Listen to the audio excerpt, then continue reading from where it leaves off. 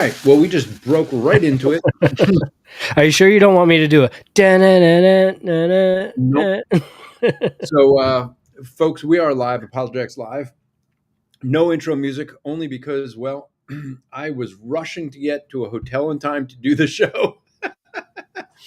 And our guest hasn't even been able to get in yet. I rushed down got a burger. And so I told Drew, hey, you'll have to talk while I take myself off camera to eat every once in a while. But we didn't want to not do a show. I know we missed 2 weeks, came back one, and I'm going to be traveling this week and next week. But I wanted to try to make sure at least this week we have a show for you guys. Apologetics Live is part of Striving for Eternity. We're here to answer your apologetic questions. So if you have any questions about God and the Bible, feel free to go to apologeticslive.com. And if you scroll down and go to the duck icon, that is where you'd be able to join us in the discussion. Let me put that up as the scroller down there so people can know to go there. So just go to apologeticslive.com. That's how you join us. You can join us on, whether it's going to be on X, in YouTube, wherever you're watching us. But if you go to YouTube, we can see the comments. And so that way, I think we can see them on Facebook as well. But just wanted to give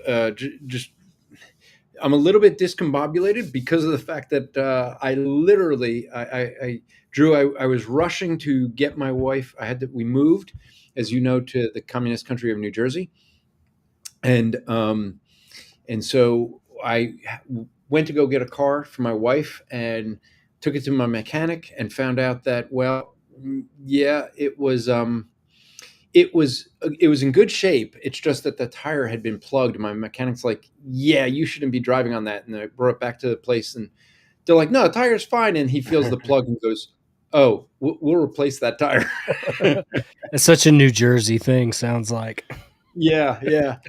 And so my wife wasn't comfortable driving with the tire like that. So I had to rush back home to then come to Philly airport. So I'm at the hotel. And so we're trying to make sure we'd get the show in time. So what we're going to talk about tonight is really about the parallel economy. This is something that you'll see this in Muslim countries, Muslim areas, where they are very, very active in being to support one another as fellow Muslims. We're not so good with that as Christians. And, I just saw a thing online that, and I'm guessing that this includes Drew, and I didn't even introduce ourselves for those who are new. My name's Andrew Rappaport, my co-host, Drew Vanita. And so I saw a thing, and it must be including the Word of Faith preachers, because they were saying that, I forget the number now, but that the Christian wealth is like, I forget what it was, like 42 billion or 400 billion, something like that. If you took a very big number, it was a really big number, and that's what surprised me with it. And when you look at that and go, wow, that what would you see what George Soros does with his money, right? He affects our elections big time. He affects our country, and he makes. George Soros probably makes more decisions for our country. I'm just trying to get the light so I don't look too faded out. Than Americans, than most Americans combined. What if Christians got together and did stuff like that? What if Christians would have the insane idea of, just getting together and saying, all right, we're going to pool our money. We're going to focus our money to promote Christian things. I forget the guy's name. He's a Christian speaker. He has no arms and legs. Some of you guys may know who I'm talking about. I can't remember his name. Anyway, he's a Christian speaker, and it got very frustrated because I think his bank canceled him because he's pro-life. And because of that, they canceled him. They removed his bank account. And he went and started a pro-life bank. And so that's what we're going to be talking about. And so we got our guest here. He goes Looks by like the he's name in a Water. barn. Yeah, well, we'll find that out. So he's walking around. So Gabe Rench, who is the he's one of the co-hosts of Cross Politic. He is one of the guys that organizes the Fight Laugh Feast conference, which we'll talk about. He is also, and what we're gonna talk about tonight is he's the founder of the Christian Business Makers. And as we talk about a parallel economy, this is what we wanted to talk about: how Christians can work together, pooling our money toward things that promoting other Christian businesses.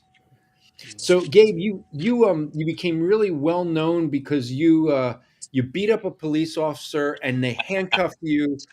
They, they were doing everything they could to keep you calm, but you were just out of control. Is that right? Look, ranchers are pretty violent. Okay, they're pretty violent folks.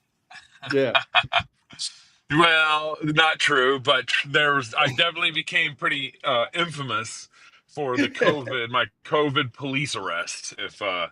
If anybody knows about that, but basically what happened was I live in a liberal town. So I live in northern Idaho, and I live in a liberal town.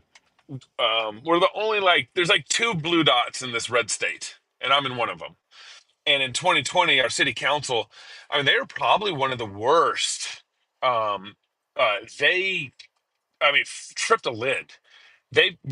Before there's one known case of COVID in town, they signed this health emergency order that required everyone outside, not just inside, to wear a mask or stand 6 feet apart. Um, that was outside. And they did that for is a health emergency order that they did for, and of course the mayor was doing weddings, not standing 6 feet apart outside. Of course, city council members were going It to only affects parties. Republicans. That's why. It's a really Yeah, smart disease. yeah. Well, it's so yeah, very smart disease. It's anyways. So so the way my church would protest is we would go and sing psalms outside in what we call in the middle of downtown. There's this little park called Friendship Square, very little tiny park, and we'd sing psalms outside and not stand as men, women, and children from our church, and we wouldn't stand 6 feet apart. We wouldn't bring masks. We wouldn't, all that jazz, all that, normal stuff. Well, we did that for about 5 months, 4 months, maybe. So it started, I think, in like May or something. I forget when we started doing it. And then September 23rd, you can go watch the video. Google my name, Gabriel Rench, arrest, and you can go watch the video. We did a after show after my arrest too that went all over the place. But we went to on September 23rd. We'd been in downtown doing the psalm sings, but like our city council wasn't listening to us. There's other politics going on. Like we had a petition of like something like 1,000 emails or something that was sent to the city council saying, "Hey, stop doing this stupid health emergency order," and they wouldn't listen. We tried to talk to them at city council meetings, but most of the city council meetings were limited to people, how many people could be in the room because of the whole COVID measures and all that stuff. And so we just decided, hey, we're going to go sing psalms at the city hall, and in city hall, in the parking lot of city hall, because that's kind of protesting, worshiping, petitioning our politicians, basically the full First Amendment, everything there. And when we got there, it was just the weirdest thing, man. The police at other psalm protests and psalm sings that we did, they were up on like the the roofs of downtown buildings taking pictures of us with cameras. All stuff is super eerie and creepy. Because singing Um, psalms are really dangerous. they are. That's yes, yeah, they are. You And must have been so singing imprecatory psalms. so I'm trying to think. I know the psalm that I got arrested to was Psalm 20. Some trust in chariots, some trust in horses, but we trust in the Lord our God. So I can't remember all the psalms that we sang. But so so I remember getting off work. We do the protest about 5 o'clock when people got off work and everything. So I remember going to City Hall parking lot, and a couple things when you first walk up to the parking lot, there was They spray painted. They used city staff and resources to spray paint dots Yellow on, dots. yes, every 6 feet apart, so they could objectively see that we weren't standing 6 feet apart. That's what the polka dots were for. I thought they had put like some sort of kids were playing in the parking lot, some sort of polka dot game. That's what I thought it was.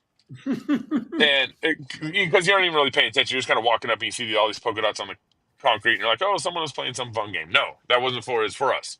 And then secondly, there was like 7 or 8 cops lined up in the background against the city hall wall when we got there. And it was just, they're all masked up, and it's a very Orwellian, kind of feeling. Comply, comply, comply. And then one of the cops talked to my pastor, Pastor Doug, and said, "Hey, just just kind of give a heads up if you want. If you aren't standing 6 feet apart and wearing a mask, then you're gonna get ticketed or arrested." And Doug turns around and announces it. There's like 200 of us. Again, men, women, and children in strollers. Doug announces it and it was mostly my church, Christ Church. And by that time, the community members started joining us a little bit because they were like fed up with this too. And so Doug turns around and announces, "Hey guys, if you aren't standing 6 feet apart, yeah, you could get arrested and could be getting a little trouble here and everything." And no one moved. It was so beautiful. No one moved. No stroller moved. No kid moved. Everyone just stood as after Doug announced it. And then so we started singing psalms, and then they came up. My mom was next to me, and and I had a friend. My buddy Tyler was also next to me on the other side of me, and we just started singing psalms. And they came up to me, and they came up to my mom first because you got to go to the woman first. You're kind of a coward to go up to the man first. They came up to my mom. My mom said, "Hey, I'm with my son," and as soon as I could, because your family could stand within 6 feet apart of each other, Okay. and as soon as I heard my mom say that, and they're like, "Oh, you're good," I was like, "Oh no, I'm not." So I put my arm around my friend Tyler. I said, "This is my buddy." They came up to me and they said, "What's your name?" And I said, I'm not telling you." And did I say I'm not telling you, or did I give my name? I can't remember the detail there. But I put my arm around my buddy and I said, "And this is my friend Tyler." And you gave his name. Just yeah, I probably I gave him up. Yeah. I know for sure I didn't give him my driver's license, and that was the real rub. And so he started asking me for my driver's license, and I constitutionally just said, you're an officer, and you need to be protecting my constitutional rights right now, not this mayor's health emergency order. And I said, you're in the wrong. The mayor's in the wrong here, and you swore an oath to defend my constitutional rights. And he wouldn't acknowledge that. He just like, whatever. And he said, just give me your license. And I was like, no, I'm not giving you my license. I'm right. I had a bunch of people, like Relevant Magazine. After I got arrested, I had a bunch of people say, you weren't loving your neighbor, you weren't submitting to Romans 13. All those arguments. Yeah. And what was funny was I actually was submitting to Romans 13. It was the cops who were not submitting to Romans 13. Yeah. Right? I was following the highest law of the land. The Constitution. Now, cops were not, which is the Constitution, and a lot of Americans don't pick up on that. Right. The law of our land is not the president; it's the Constitution. That's right. It's not even Congress, because that's why we have the Supreme Court or the court system to see whether what Congress does is according to the Constitution. Yeah. Now, Gabe, at this time, was it you or was it Toby? One of y'all were running for a local office, right? Yeah. So that was me, running for local office. I was just, I was running for county commissioner. And the reason why I was running for county commissioner, am I breaking up a little bit? Nope. I think you sound fine. Okay, sound fine to me. My video on my side was breaking up. It looked like it, but I was running for county commissioner, and the reason I was running for county commissioner is because every year the county commissioners would raise our taxes. Every year, just rubber stamp. They had they had the ability to raise our taxes up to 3% every year, our property taxes. That sounds like where I live. Every year, amen. Yeah. So I couldn't find anybody to run, and I'm like this dad who's got 3 kids under 12 or something like that. And so I was just like, well, someone's got to make a stand here. I can run for county commissioner. So I did. And So I was running for county commissioner.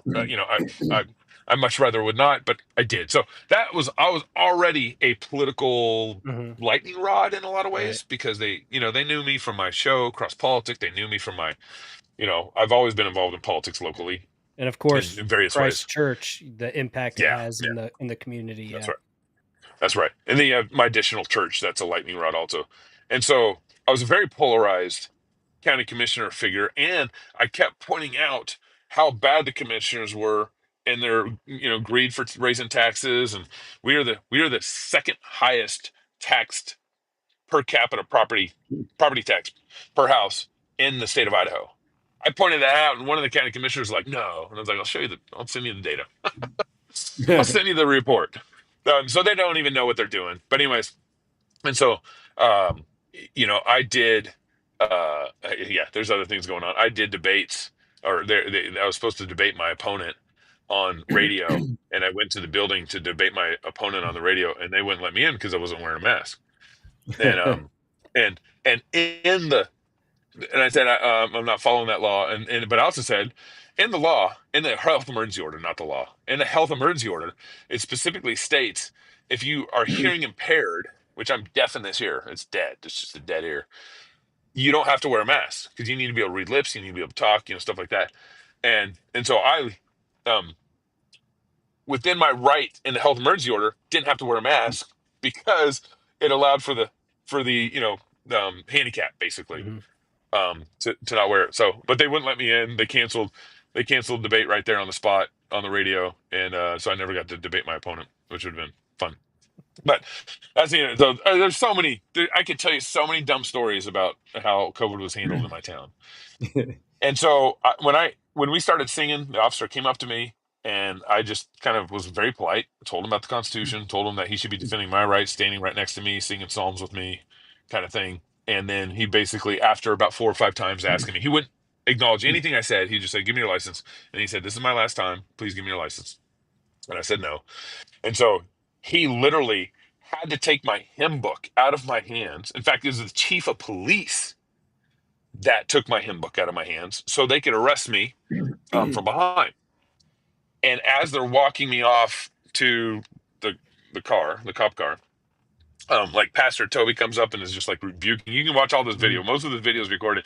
Pastor Toby's like rebuking the officer, saying, "You are disobeying God. You're going to report to God on this." This kind of thing is very beautiful. My brother came up, and he's always late to everything, so he's a little late. And he came up and he started getting on the cops, and they had lost the keys to the car, so I was literally standing there for like 5 minutes waiting for the car to unlock, as all my friends are like standing around recording and rebuking the officer and all this stuff. It was really a funny moment. So I get in the car and they take me off, and I get to the police station, and I started arguing with them about the ordinance. Of course, I told them on the way, I was like, "This is wicked.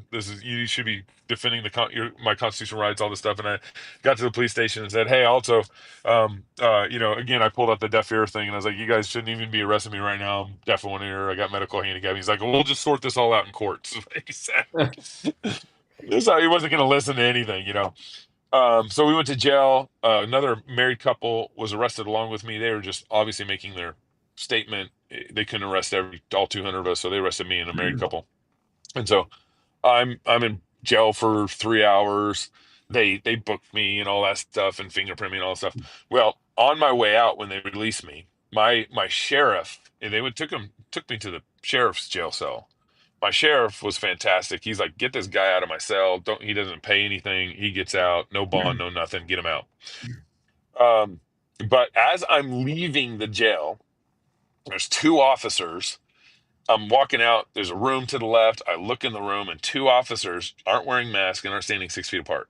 And I was like, the officer that's leading me Did out. you do a I, citizen's arrest? I, I'm I, arresting I you.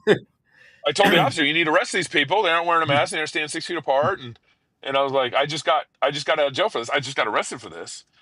Yeah. And so it was such an awkward moment Hmm. because they were like, "Yeah, I get what you're saying," or whatever. And they're like, "You need to leave. You need to leave." And so they wouldn't even really, but it was awkward. They were like very caught off and embarrassed. So I leave the jail. That night we go right back in the studio and do a live show, because the video of me getting arrested got recorded and was already starting to go viral all over. Didn't And Donald Trump shared it, right? so a couple days later, so a couple days later, so viral, had this initial viral moment, and then we do our live show. That live show went all over the place, explaining the details, and it just, it just blew up all over the place. Christians getting arrested, violating the First Amendment rights, that kind of stuff. And then, so that first wave was really just big. And then Trump, like a couple days later, retweeted it, and it just went around the world again. I ended up on Fox, Laura Ingraham. I was doing media for about 2 or 3 days, back to back to back after that. And then I was doing media for, a month or two after that regarding the issue and everything. So it was a very viral moment. But I will say a couple things. One is, we ended up, our city council and police never enforced COVID again, even though they kept that health emergency order in place until something like April of 2021. So that was September 2020, and they kept the same health emergency in place. They never enforced it again. So we won. Secondly, they had to drop the health emergency charge against me, the misdemeanor against me, because they were wrong. Even in their health misdemeanor charge, this is how blind my liberal city was. Even in their own health misdemeanor, or their own health emergency order, it specifically stated that your First Amendment rights are protected. So if you're doing a First Amendment protest, you didn't have to follow the health emergency order. It specifically stated that. I think that was only for Black Lives Matter protests, not protests against. Yeah, because that was the same summer, right? Yeah. Oh yeah. And that was going to cure it. COVID. That was the other thing that was going on. And during the summer, Black Lives Matter came to our town, and half of them wouldn't wear a mask, half of them wouldn't stand 6 feet apart, half of them would, that kind of thing. And they never got arrested. And they came through town 2, maybe 3 times to Moscow, and they never got arrested. So the hypocrisy and the silliness of this all, I can give you example magnifying it. I remember 2 weeks before my arrest, I got a hold of pictures from my mayor doing an outdoor wedding and not standing 6 feet apart from the couple. The couple's not wearing a mask. The groomsmen are not wearing a mask. All this stuff, and I got pictures and I just tweeted out. I was like, "All right, here's our mayor. Here's the mayor of Moscow. Yeah, I got arrested." Wow. And then the third thing. So one is, I encourage Christians in the church to stand up and do it wisely, rightly. Keep worship center in our protests, because we're calling for God's help. Well, that's what worship is. We're calling for God to act on our behalf. And then secondly, um, uh, be a community about it, knowing that you could get arrested like me. And then thirdly, pursue victory. So we won in that moment, but then I had Thomas More Society come and back me in a 3-year federal lawsuit against my city for violating my First Amendment rights and my Fourth Amendment rights. And we won. We won in federal court. So this is like, John MacArthur's case, my case. We established some great precedent for stupid pandemics like this, and what would happen nationwide. So we pursued it, and now it's going to bless other people who could potentially get in a pickle or something like this down the road, kind of thing, because we pursued it all the way in federal courts and won. And the federal judge just gave it to my city. The federal judge in his decision, just gave it to the city. It was fantastic. Wow. Yeah, and that's and this is going to lead into what we want to talk about tonight, which is your Christian business makers. Before we do, though, because this is what really helps for, I think a lot of people woke up to why we need a parallel economy during COVID. I do want to say one thing, and I'm going to encourage folks, if the Cross Politic podcast, if you're watching live, that came out yesterday, so for folks who haven't picked up already, Gabe and I are not in the same theological camps. Would that be a fair statement? Sure. I was gonna say Andrew and Gabe, two completely different ends of the Yeah. spectrum. How in the world did y'all come together? Well, we met at Fight Laugh Feast last year, but Yeah. we were both speaking at a conference together. And to this day, I wish we were recording that conversation, because that conversation, in my opinion, is something that every Christian on social media would need to have seen on how to disagree as Christians. Because both Gabe and I were listening. That was the thing. We were listening to one another. I mean, I'm asking questions to better understand what positions he and his church hold. He's doing the same with me. And we were looking for consistency. We Right. weren't looking Right. to beat each other up or how to show the other person's position is bad, but to try to understand one another. Hmm. And we actually walked away going, we agree on far more things than, at least I, walking into that conversation, thought I was going to agree with Yeah. Gabe on. Yeah. And that when you're sharing a hotel room together, you're going to talk to one another. And so Yeah. it really was. I mean, I don't know your Yeah. reaction if you want to share your side of that, but I think it was something that Christians would have needed to see, how we could understand without saying, well, if you don't believe what I believe, you're wrong. Yeah, I mean, a couple things there. One is, the common verse that's brought up in these kind of things is iron sharpens iron. And so you always, as a Christian, want to be able to talk with your other brother, because they're going to sharpen you, and your goal is obviously also to sharpen them. But uh, you think, I mean, yeah, we're very different. I'm post mill, I'm theonomic, I'm biblical. yeah, yeah, yeah. Unbiblical. And so, but I think what's happened in the church is we've gotten shy of debate and disagreement. Hmm. And we've also, I think, gotten shy of really, really going at it, really working it out. Yeah. I would say Yeah. my biggest frustration with, you can call it frustration. I would say my biggest, source of frustration with other Christians is that there's so much inconsistency in their biblical theology and reasoning in the church. And so I can, that's why me and Andrew, we were trying to find each other and making sure we were consistent. It's like, if you aren't consistent and you're choosing a Bible verse, Thomas Jefferson version of the Bible, then you aren't being a faithful Christian. You just aren't. We're as faithful Christians, all of God's word is his word. So we aren't called to pick and choose, and we aren't called to have a Thomas Jefferson Bible. And we want to submit to all of God's word. My pastor, and I remember when I came to Moscow in 2002, Doug, maybe it was '03, but one of the things that Doug said that just hit me so hard is, he said, do not have any problem Bible verses, right? Don't have any problem Bible verses. He's like, if you have a problem with it, search the scriptures, try to figure it out, maybe talk to the elders, but don't, like, discard and avoid the the Bible verse. Like, work through it. And you might not even be able to come up with a full satisfying answer, but I do know, when I read that Bible verse, it's God's word. I need to receive it, and receive it with faith. And I might not be able to fully understand it, but it's God's word, and I got to receive it. And so what's happened is, over the years, is, we have churches that don't really preach through the Old Testament, or we have churches that don't really preach through, um, Romans 1 or whatever, you can name it.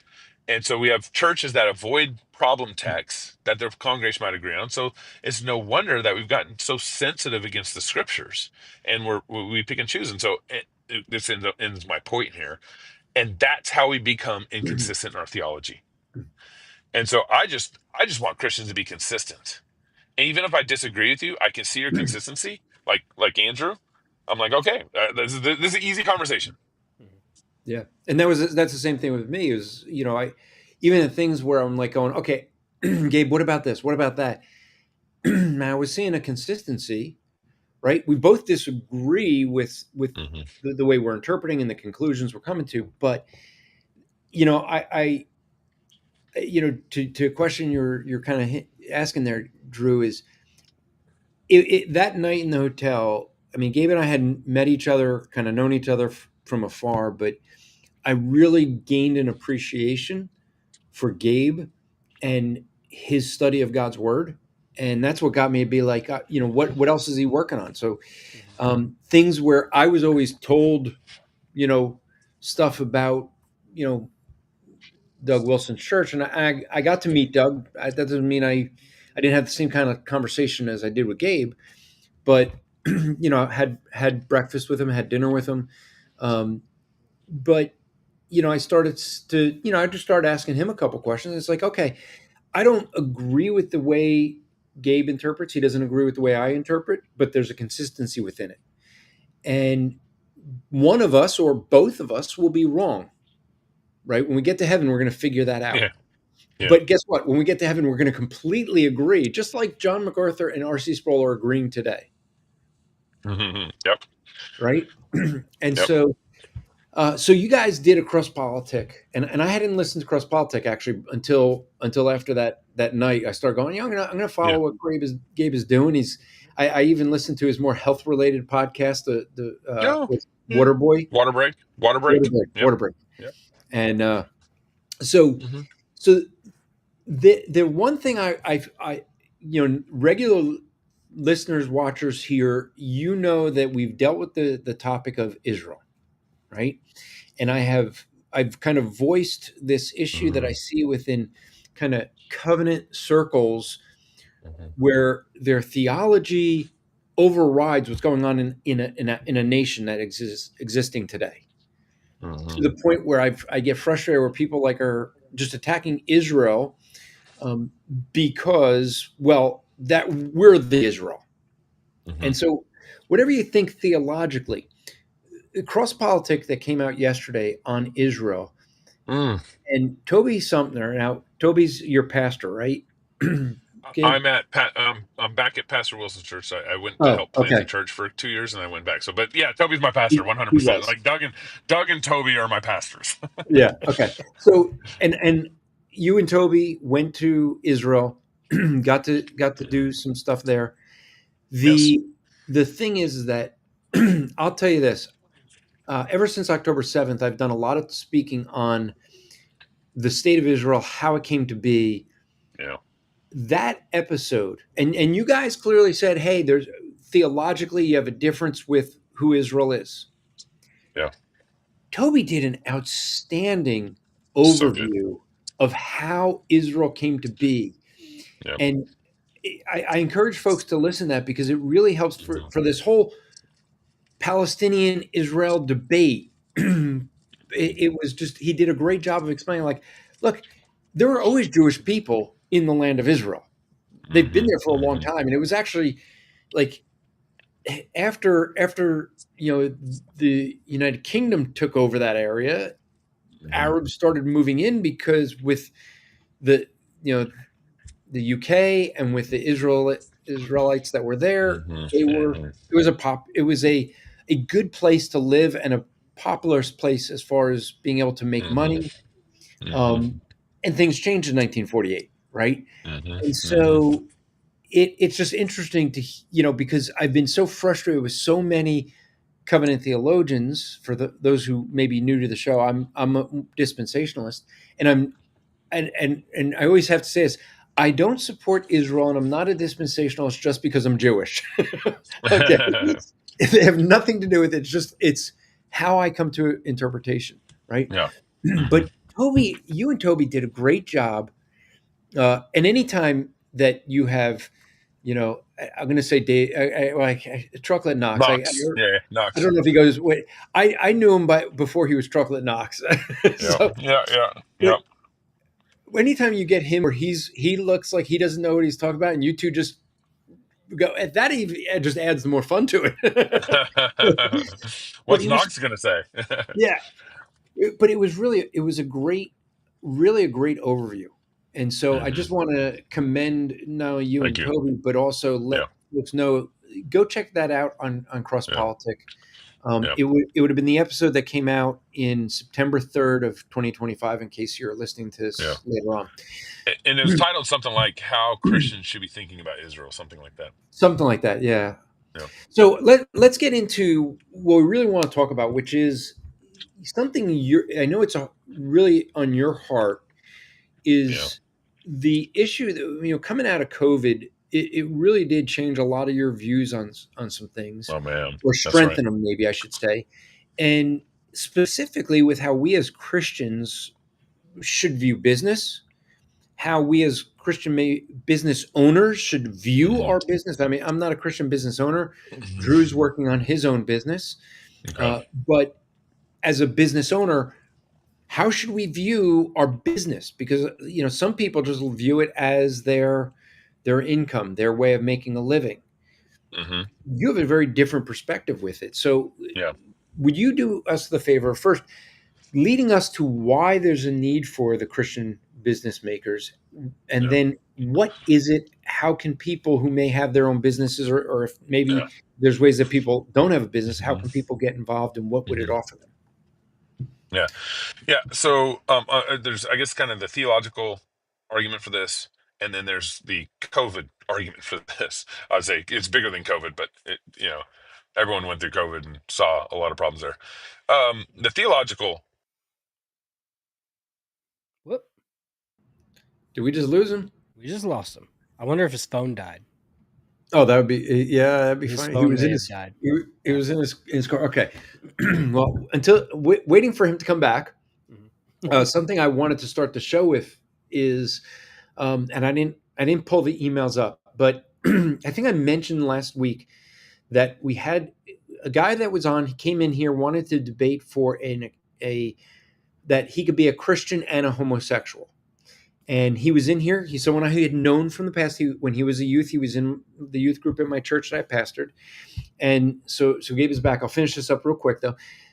So you remember when Anthony came in trying to make an argument for, uh, you know, accepting Christianity, accepting of homosexuality. Well, after last week's show, he accused me of just before the show. We lost him again. Okay, we'll see what happens.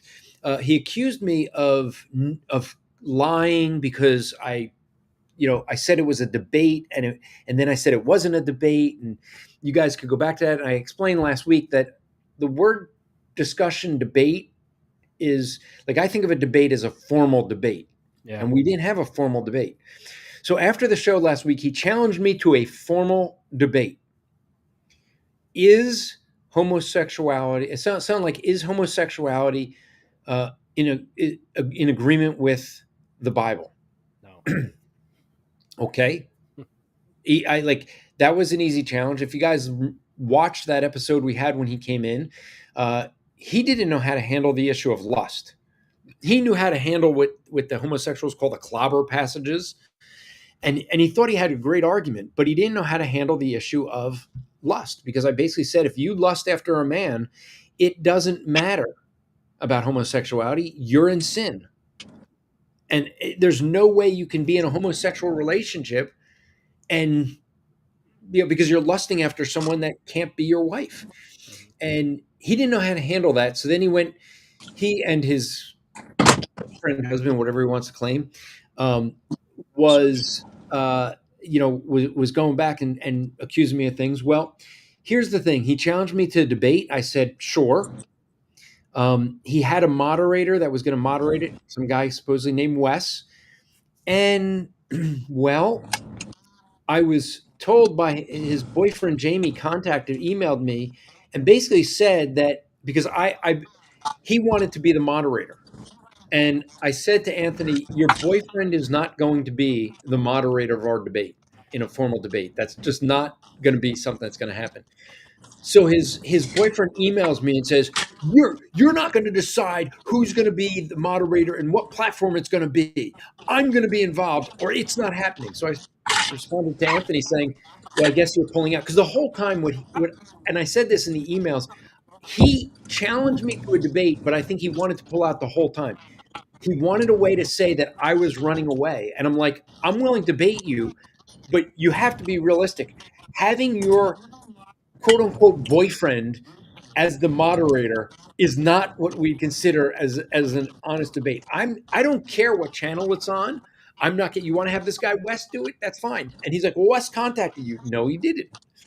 So the Jamie, the boyfriend, said that he's going to release all these emails to the public, and they're going to expose me. I'm like, they're going to expose me as consistently saying I'm willing to debate you. Okay, end of October, but your boyfriend can't be. That's the only thing I've said. Your boyfriend can't be the moderator. Sorry. We saw when he was in the chat when Anthony was on the show that the boyfriend Jamie just can't be. He can't control his emotions. So it's like, yeah, that's not going to happen. I'm not doing a debate that way. Whoop, we lost Gabe again. Gotta Um, yeah, well, he's looked like he's picking up one of his kids and is headed back home. So for folks who are listening on the podcast, he was driving. Yeah. So I'm tempted to maybe do a show where I just read through all the emails if they pull out of the debate.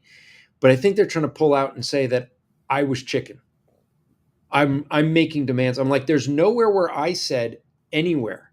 There's nowhere where I said who had to be the moderator. There's nowhere where I said I wouldn't do the debate. I asked, and Drew, you know this. I do this in other debates. I said, "Are you willing to share our opening statements?" Statement, yeah. And he agreed. He was like, I don't know why you'd want to do that. I'm like, so it's not a gotcha thing. Yeah. If you know my opening, I know your opening. We could have better prepared rebuttals. Yep. And then the real debates and the cross examination. But if you are afraid, if you enter into a debate and you're afraid to share your opening with someone, it's like you're trying to catch them. You're trying to get them, and you want to, surprise them. Mm-hmm. I'd rather have that good discussion, honest discussion. And so I prefer, and I've debated people that refuse to share their opening. I had one debate where I sent the opening anyway. I said, and I made a point of that in the debate to say he was better prepared for the rebuttal than I am because I gave him my opening statement, but he refused that. Now, just being able to say that puts him in bad light. So if the debate occurs, we'll let you know. So Gabe, back to business makers, why you had started it. Yeah. So for some reason, my browser just kept refreshing. Is that a problem that's happened before, Andrew? Not that I've know of. Okay. If there Well, was, I I'm would almost find a home. way for that to happen on Drew's browser. Yes. Especially when he starts talking post mill or Yeah. all mill, Yeah. I started saying we need something to fight for, Yeah. I'm almost home, and I'll be able to get on a little more stable situation. So, Yeah. yeah. So back to business makers. The part of work is God made man before the fall to work, and of course we also work after the fall. So work is something that is inherent to our creation and being made in the image of God. We're made in the image of God, and when we were perfect before sin, before Adam's sin, there was work, and there's work after the fall, and granted with maybe a little extra, making a little more difficulty.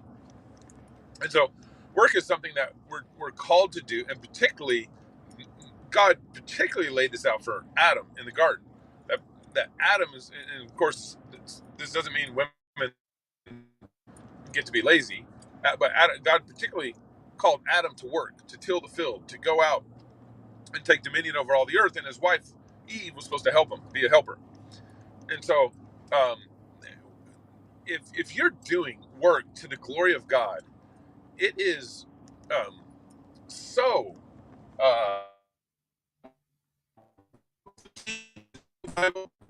it's cutting with the grain how God made you. It's just the direction um, and that God has just built in this world. And so we're called to work, and part of what's happened in the fall, now that we've 2,000 years later after Jesus, we still.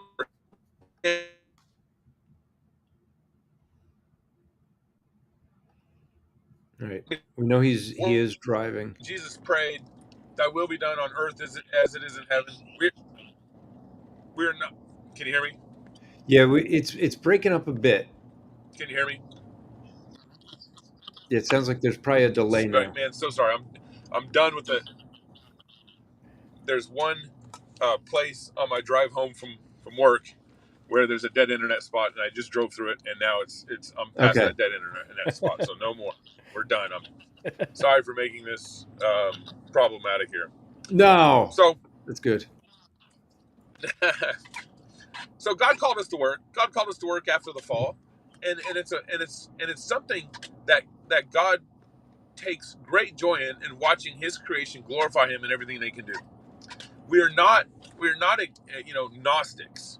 We there's oftentimes I think there's so much Gnosticism that has affected the church, and where we think our work is just something we do, and then we really glorify God on Sunday. Like that's where we really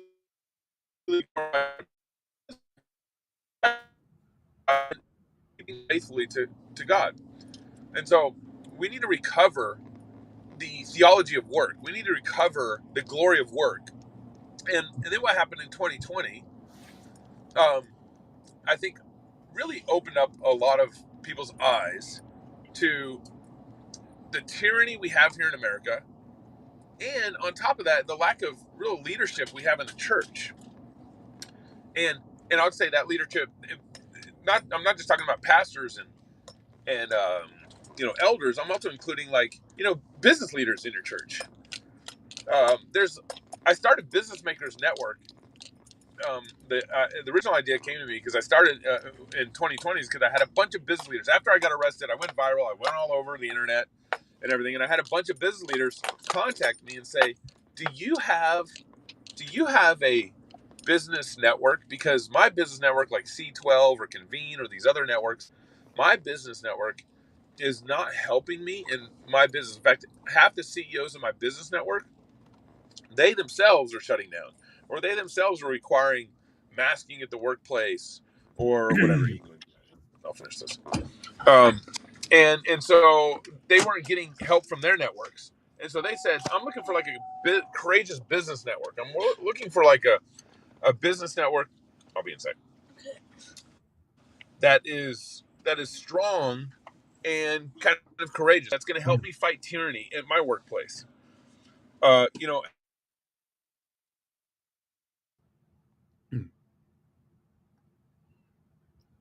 All right, he's frozen right now. I think he just got home and he's trying to get. Yeah. Unfortunately, for those watching, he froze in a really bad facial expression. So let me fill in some of the stuff that I know. And he just texted me and says he's getting into his laptop. So I'm gonna remove him so he doesn't look bad in the scene. So what this is that he got a bunch of people that reached out to him, and folks are not in the business world. You're not, a lot of especially small businesses, they have networks where they try to work together, and it's either trying to get, well, hey, I have a need for something, and you find someone that has that. There's people that are running their own business. They're often they're very busy, and so having a group of people they can work with to help them with different needs that they have becomes really helpful. But what Gabe was having was a bunch of people who were in business networks during COVID that weren't helping them. And there was a need to get, to basically look for the same thing but with people that have similar long-term future values. As I said in the opening, you look at the Muslims, they do this. They work with one another. They find ways to be a benefit to one another. Whether it's, if a Muslim will hire a Muslim plumber because he's a Muslim. The difference with the Muslims and the Christians is that when the Muslim hires the Muslim plumber, they're going to pay them more because they're helping to provide for another Muslim family. The Muslim plumber will do a far better job for the Muslim client because he's helping a fellow Muslim. And I say that's different than Christians because anyone, you may have seen this, but Christians will hire a Christian plumber and go, hey, you're a brother in Christ, so I can Cut get a me a discount, deal. right? Yeah. Give me a deal. Yeah. And then the Christian plumber goes to the house and says, well, hey, you're a Christian, so I can do shoddy work and you're going to forgive me, right? I mean, you're not going to hold it against me that I cut some corners and didn't do a good job. And this is why I say the Muslims understand what Gabe is talking about better than most Christians, of saying, no, we're going to work together. I said in the beginning of the show, I just bought a car for my wife. My mechanic is a friend of mine. And so what you have is you have a case where the my mechanic went out of his way to do me a favor to come and see a car that I was interested in. Well, he wouldn't do that for anyone else, but he's doing that for me as a believer, where I am paying him where he would usually charge $100 for that. I'm going there and paying him far more. Okay. I'm paying him $50 more than he would usually do because he went out of his way for me. He looked at another car tonight, the one that I bought. He didn't expect to get paid anything because he's like, well, you brought the car to me. I'm like, I'm still paying you. Why? Because that's what we should do as believers. We should take care of one another. And this is what Gabe was saying. There's the business networks that are out there with unbelievers. They're not going to take care of one another the way Christians should. And this is what led him to the business makers network. So Gabe, now you're on your front porch and we get to see it. It's nice and sunny out while it's dark here, but go ahead. Well, you're muted though. Let's see. I can ask you to unmute, but I can't unmute you. You did. I thought I came in unmuted. Am I just worse than Drew right now? Is that what's happening? No, Apparently. no one is worse than Drew. They do. He and Tom will do a whole show criticizing me when I'm not here. So. This is true. That's nice. It's very true. Nice. I do a debate on dispensationalism, and they do a whole show responding to it while I'm not here. That's awesome. Since Andrew's not here, we can have a fair debate. Mm-hmm. Well, Exactly. it actually, I will say this: they did admit that I won the debate, even though they totally disagreed with my conclusion. That's because the guy who was representing the covenant position did a terrible job. I mean, the whole thing was like, I agree with the covenant position, but if I wasn't, I wouldn't be convinced by this guy's arguments. Yeah. Wow. Yeah, I mean, Gabe, this guy wanted to debate me on the topic that covenant theology is more literal than dispensationalism, or has a more literal hermeneutic. Yeah, I remember you telling me about that. Wow. Yeah. So it sounds like you were kind of picking up where I dropped off a little bit. But yeah. So and during COVID, I think we all realized how the Christian community was we were really kind of segmented. We were individual. We were kind of weak because we weren't part of a broader church community, or our churches weren't part of a broader church network, or our business. And how many employees I consulted during 2020, 21, even to 22, who were like, my business is wanting me to get vaxxed or I'm going to get fired. My business is requiring me to wear a mask. My business, and they were just by themselves. They had no other help and no other, broader community to help them navigate this or even push back. They're kind of weird. Yeah, what is going on with you, Gabe? Now we're just playing the game of how long is he going to last this time? Yeah. Yeah. He's probably never had this trouble before either. No. Well, I've never used, by the way, folks. I've never used this. Yeah, it's true. I have a real studio. I've never used this software before, so I don't. Yeah, EVMux is new to us. We just switched over to it from StreamYard because StreamYard doubled their price last year, doubled it again this year, and I'm like, I'm not paying $800, Yeah, but it's worked well for us until tonight. Okay. Yeah. Well, it keeps causing my browser to reload, so it's a very weird thing. And so we were all kind of segmented and individualistic and weak and in churches. One of the reasons why churches couldn't push back is because they're just the only church in their community. Imagine if all the churches in your city said, no, we're going to worship God. You can't tell us when and where and how to worship God and what to wear and worship, which again was actually one of the reasons why we declared the war for independence, was because the government, King George, was and his parliament was trying to tell the church what they needed to wear during church. That was literally part of it. It was one of the very sub reasons.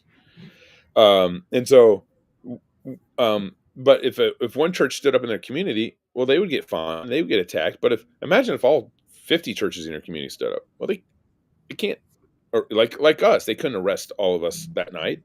And so being not part of a broader network really weakens your ability to resist tyranny and to kind of just have a normal family life. And so that same concept applies to business makers. In 2020, how many businesses had to shut down? How many restaurants had to shut down? How many, gym owners had to shut down, except for one in New Jersey? How many? You just go through it. But again, if your whole community is behind you and just say, we aren't shutting down, well, there's nothing they actually can do about it. So the idea came to me because these CEOs at other networks, at other Christian networks, were dealing with the same thing, even with their own network. And so the goal of what I'm trying to do with Business Makers Network, you can go to businessmakers.network and see the website, and is to build a real thriving Christian business community. That's number one. And that real thriving Christian business community is, it sounded like you were making this point, Andrew, before I came back on, where it's like the Jews have their own business community. The Mormons have their own economy. Muslims have their own economy. And that economy is the foundation in which they serve all the markets. In the Mormon community, I'm in Idaho and Utah. I'm up in Idaho. We got tons of Mormons all over the place. They know if I need a business loan, where do I go? I know Bob the Mormon. I call Bob the Mormon for that. If they need a investor to help them launch a business, they knew who to call. Like the Mormons have their own network of economy. Christians, because we're so wild west, we think so individualistically. We don't. Sorry, I got a bee now flying around me. Like God's just putting all the problems around me, and if we, and so we're so individualistic in our thinking that we don't come together and form things like this. So I really think one of the things I learned from COVID 2020 is like we really do need to rebuild the Christian economy. We used to have a Christian economy. We really need to rebuild it. Now, I don't like people talk about the parallel economy, stuff like that. I don't like that language because it sounds so resistant or so reserved or so retreatist. As opposed to, I like the idea of rebuilding Christian economy, is because that's the foundation in which you serve all other markets, and you're also building something anti-fragile with real relationships, people, high value figures that you trust, and you're building a network of people you can trust, people who believe God's word, people who have the same morals, the same convictions, and the same convictions about providing for their family, raising, passing their businesses down to the next generation, business and business leaders who come from a variety of backgrounds. And so there's a wealth of knowledge that kind of builds up in that community. So there's all sorts of natural ramifications of what it means to build a good Christian business community. Wealth of knowledge, people you trust, people that you could do business with and sign contracts with that you can trust, and now you have a foundation for working with the rest of the economy. I'm not a retreatist guy at all. I want to serve my non-Christian brothers, contradiction, but I want to serve my non-Christian neighbors just like I want to serve my brothers. But I want to get wisdom and advice and build strategic relationships and be anti-fragile. I mean, Vimeo. So my show, Cross Politic, go to crosspolitic.com for that. My show was canceled so many times by YouTube during COVID. So many times. You mentioned masks don't work. You mentioned social distancing doesn't work. You mentioned ivermectin, whatever. We got canceled so many times during COVID. In addition to that, we had a 6-year contractual relationship with Vimeo get canceled. Vimeo was a basically a hosting service that we used for distributing our content out to our club members, private content out to our club members. And we had a 6-year contractual relationship with them, year over year. And they canceled our show after 6 years. I got an email one day. We did a show talking about Biden's connection to China, and they canceled our show the next day. We talked about Biden's connection. We weren't talking about ivermectin, none of that. Vimeo allows the distribution of porn on Vimeo, but if you talk about Biden's connection to China, they will kick you off of a 6-year contract. And Wow. we had 6 years of content and videos on Vimeo. That's a lot of content. And I emailed Vimeo. I was like, well, how am I going to get all my content off Vimeo that we've been storing on there? And they sent me an Excel spreadsheet of links to download. Here's how you can get it off. Link after link after link. You got to download it by yourself. My point here is, because I didn't have a trusting, Christian content distributor host like Vimeo, we got canceled. We that was really hard for us. We lost club members. We lost money from that when we had to spend all kinds of money to reboot and find a different situation. And so that's part of what we need to. We need to build key infrastructure as Christians that help us be anti-fragile and that help us actually serve the economy better over time. Does that make sense, Andrew? Yeah. And I mean, I just want to make sure my voice also is being heard too. And I'm not breaking up. So, I mean, it's a thing where if I'm, if I'm doing, well, like for the Christian podcast community, which this podcast is, this live stream becomes part of the podcast, and it's one of the many podcasts of the Christian podcast community.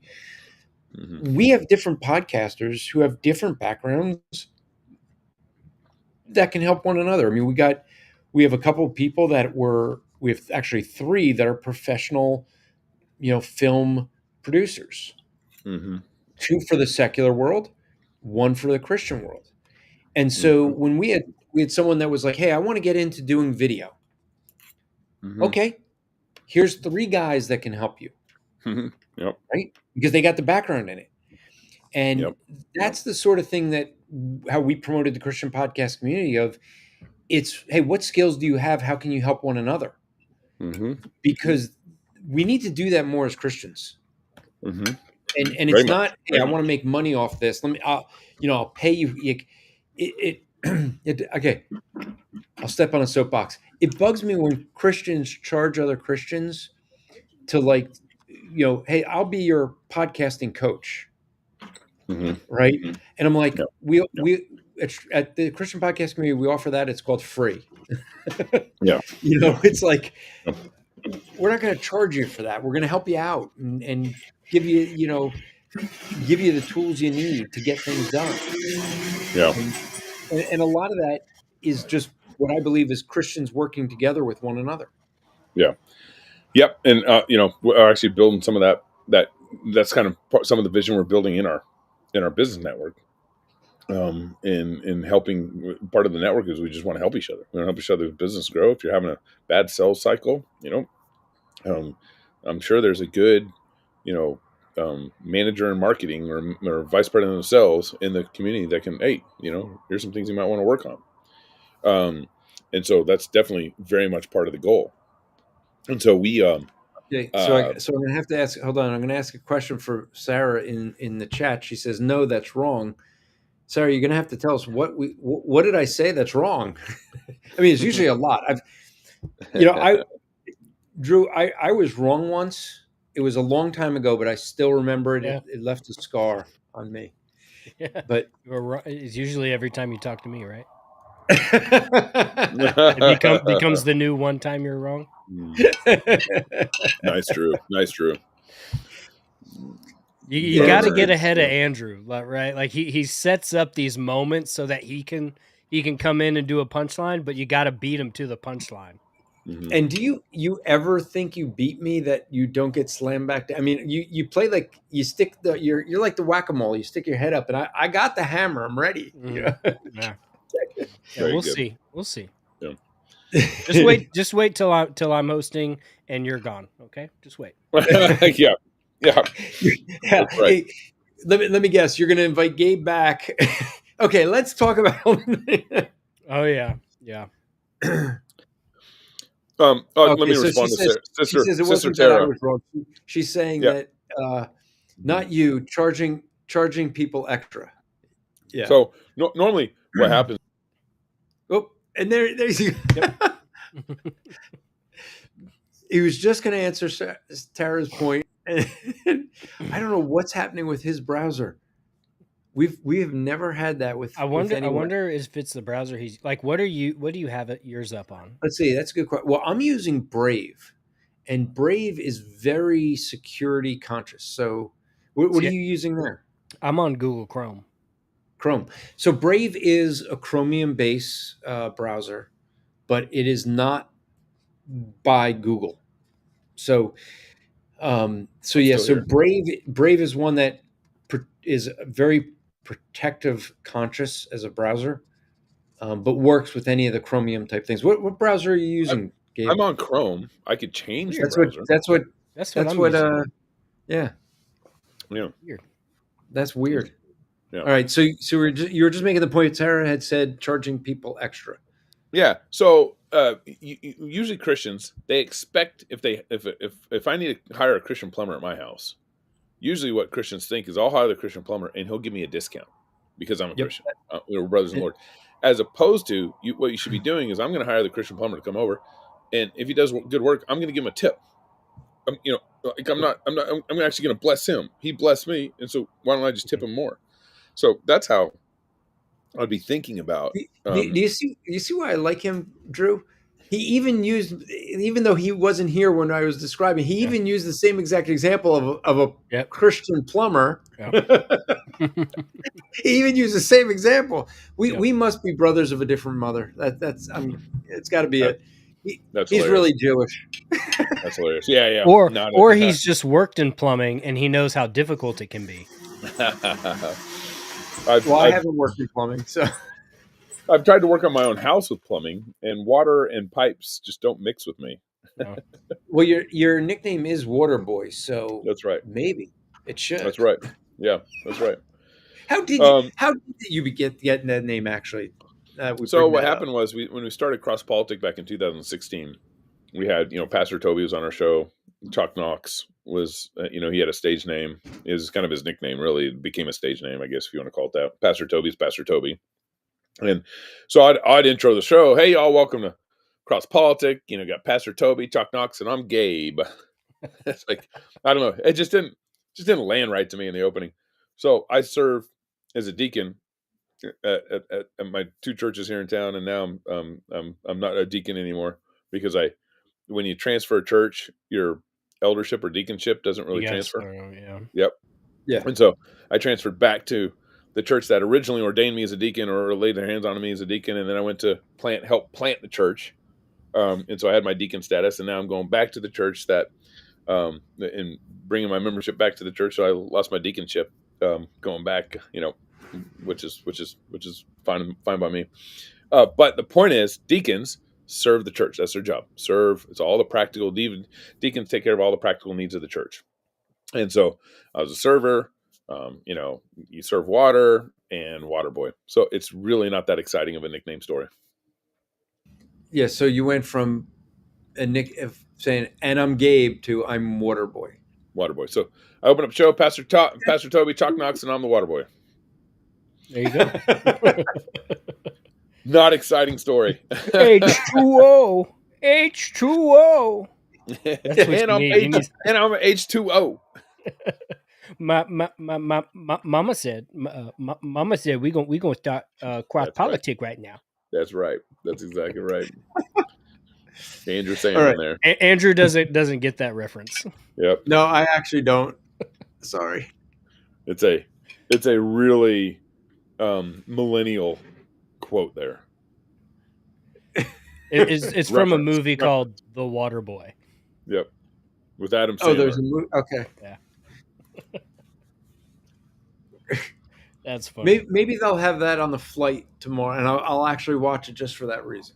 Do you think Andrew would like that movie, Drew?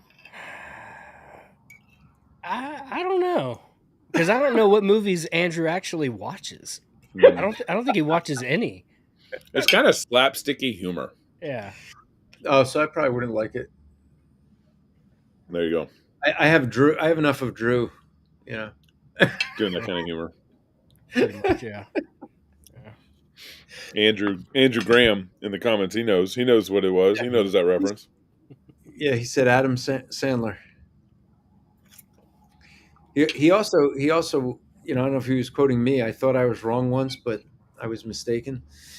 So, but all right. So as Christians, I mean, we agree, I think, with the idea that we should be working together more. I mean, like part of the thing that gets me, Gabe, is how many Christians would be more than willing to give a lot of money to some secular company that's promoting homosexuality, transgenderism, and all this, but they wouldn't give even a fraction of that to a Christian business doing the same thing.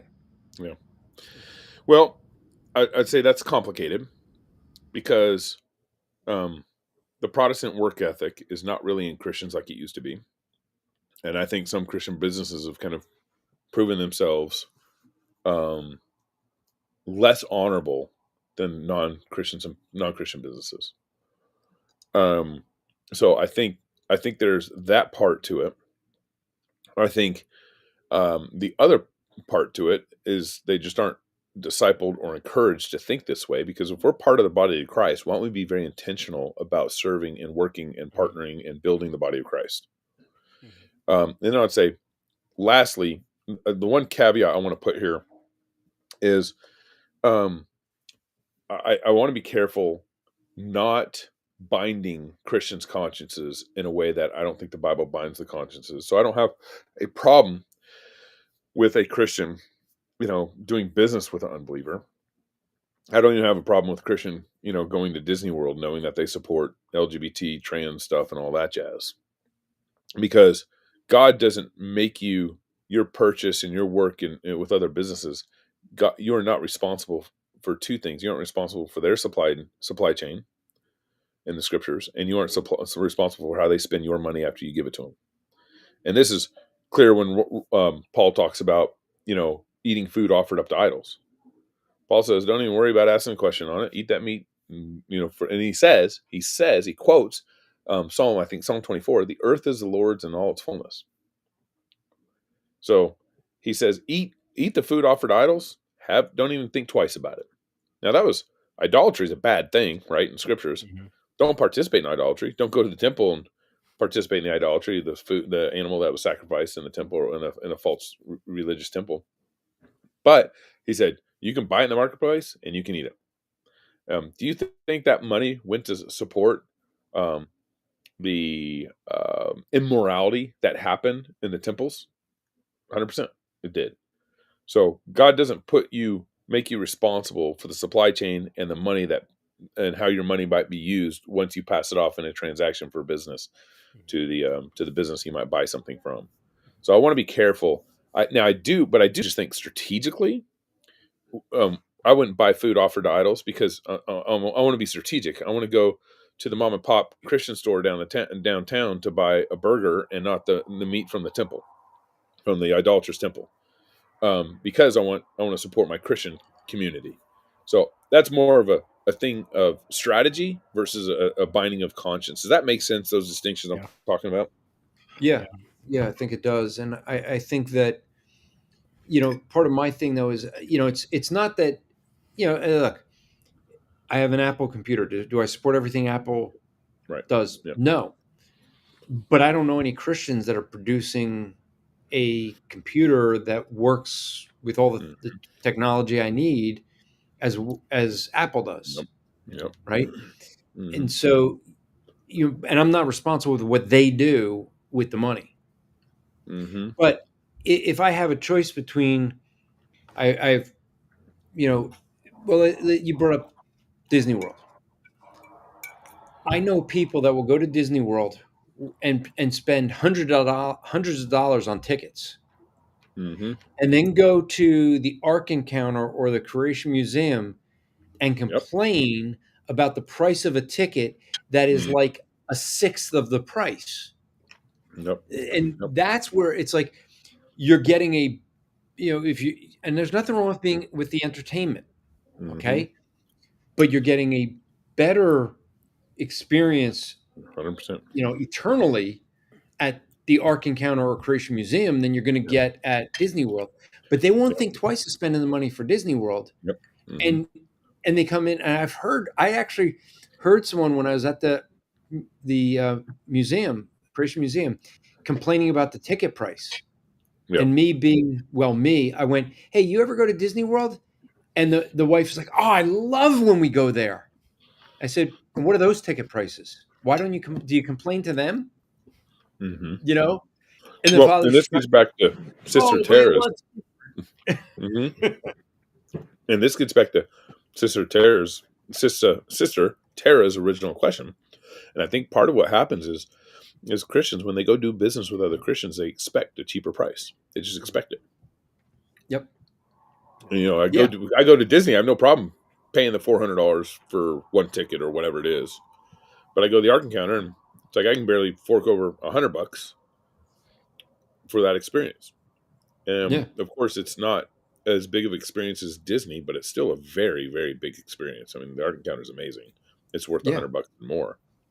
But the point is we complain about pricing at a Christian company, and we get a similar experience. Maybe it's a bigger experience, so it is, I think, worth more. I think it's genuinely worth more in value. There's more value there because it's bigger. And yet we don't blink twice about it.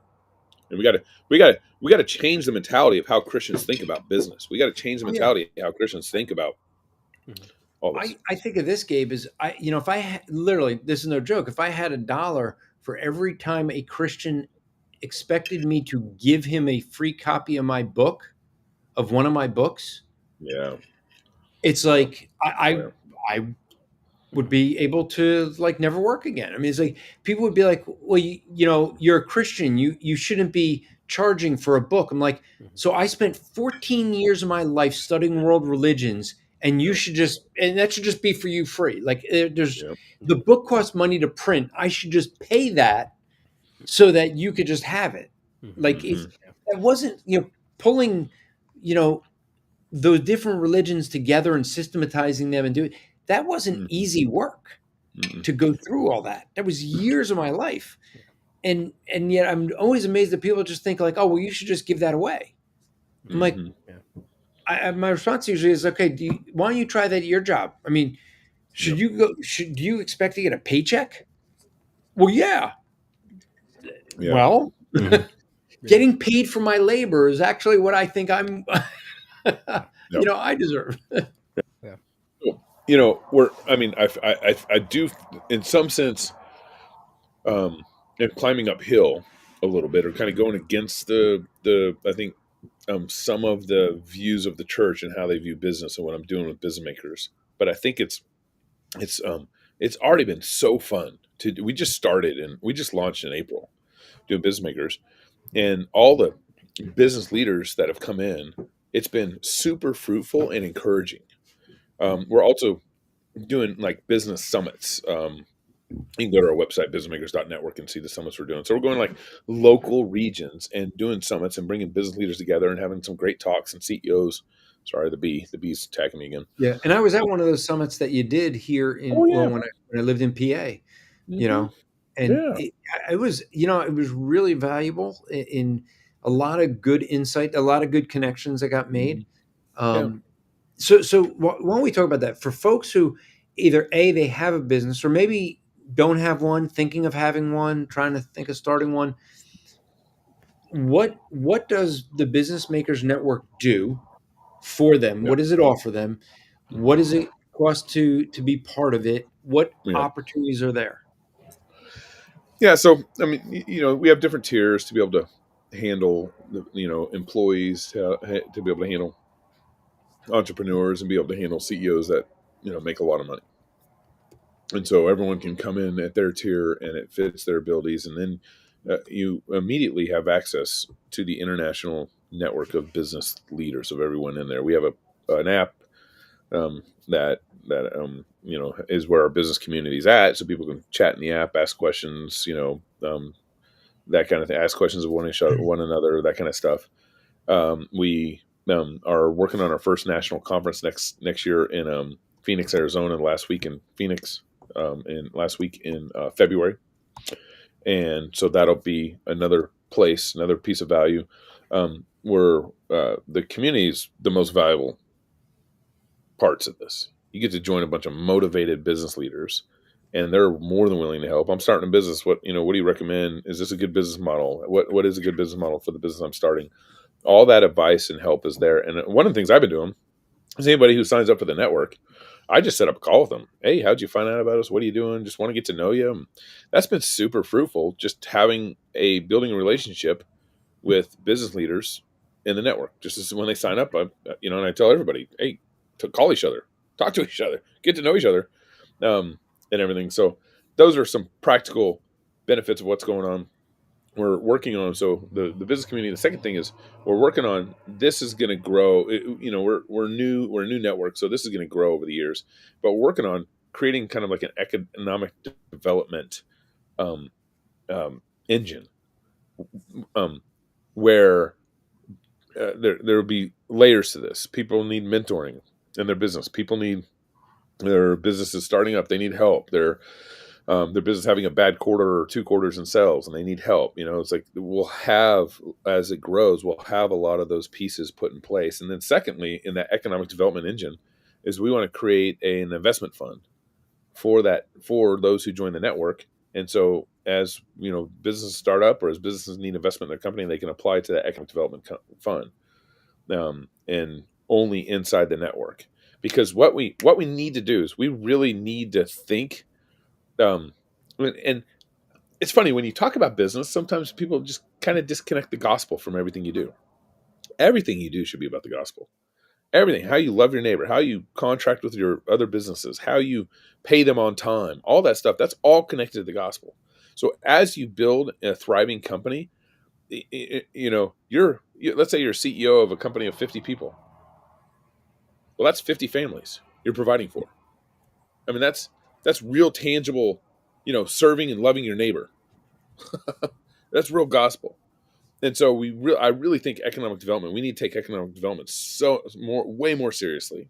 And I want business makers to become the center for economic development for the church and the kingdom. And then the last thing that we're going to do as a business network, and some of the value that's happening as a business network, is we are absolutely going to use our network as a network for political influence. Christians shy away so much from this. Mm-hmm. This is a scary term here, political influence. But that's how you actually love your neighbor. How you vote is one way you love your neighbor. How you vote politically, what president you vote for, what local city council member you vote for, if you vote for a socialist, you are not loving your neighbor. If you vote for a socialist mayor, you are not loving your neighbor. Are you referring to New York? No, man, you guys. No, I wasn't, but now I am. You vote for a mayor who wants to take over all the grocery stores in New York, you are not loving your neighbor. One of the best ways to love your neighbor is stand on the Word of God and influence politics for the freedom, the biblical freedoms that we have, and for the economic benefit of the church. And so political influence. So, for example, I'll just give you an example.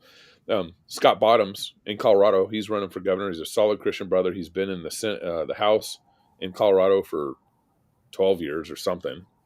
And Colorado is awful. The politics are awful. He's running for governor. Well, our network has a conference call scheduled with him 2 weeks.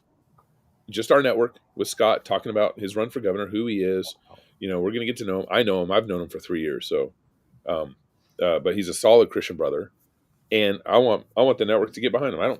It's not required. You don't have to, but I want the network to know about this guy. So we want to use Business Makers Network for political influence, for the good of the church and the good of your community. Mm-hmm. So I'm not talking about like any sort of twisted, perverted political influence. I'm just talking about natural. I call the governor of Colorado and say, hey, I got, our chapter in Colorado has 300 CEOs in the network. we manage probably about $5 billion in revenue in the state of Colorado, and we manage about, let's say, 3,000 employees out of our 300 CEOs. It's like, we mean a lot to Colorado. Here's the economic freedoms we'd like to see you work with the House and the Senate on. Mhm. Here's the legislation that would really bless the church, really bless businesses, really bless families. Mhm. And we're just saying what we believe.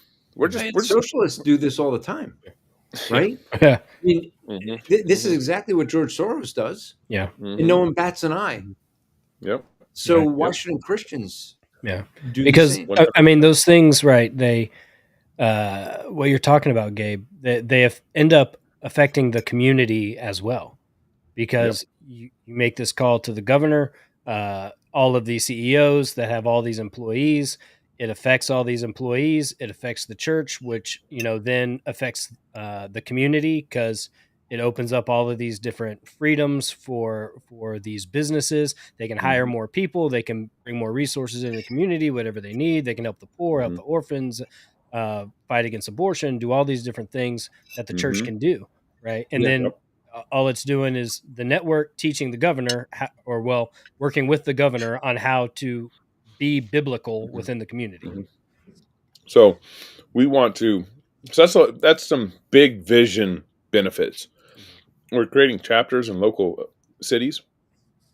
So we'd love to have a chapter in,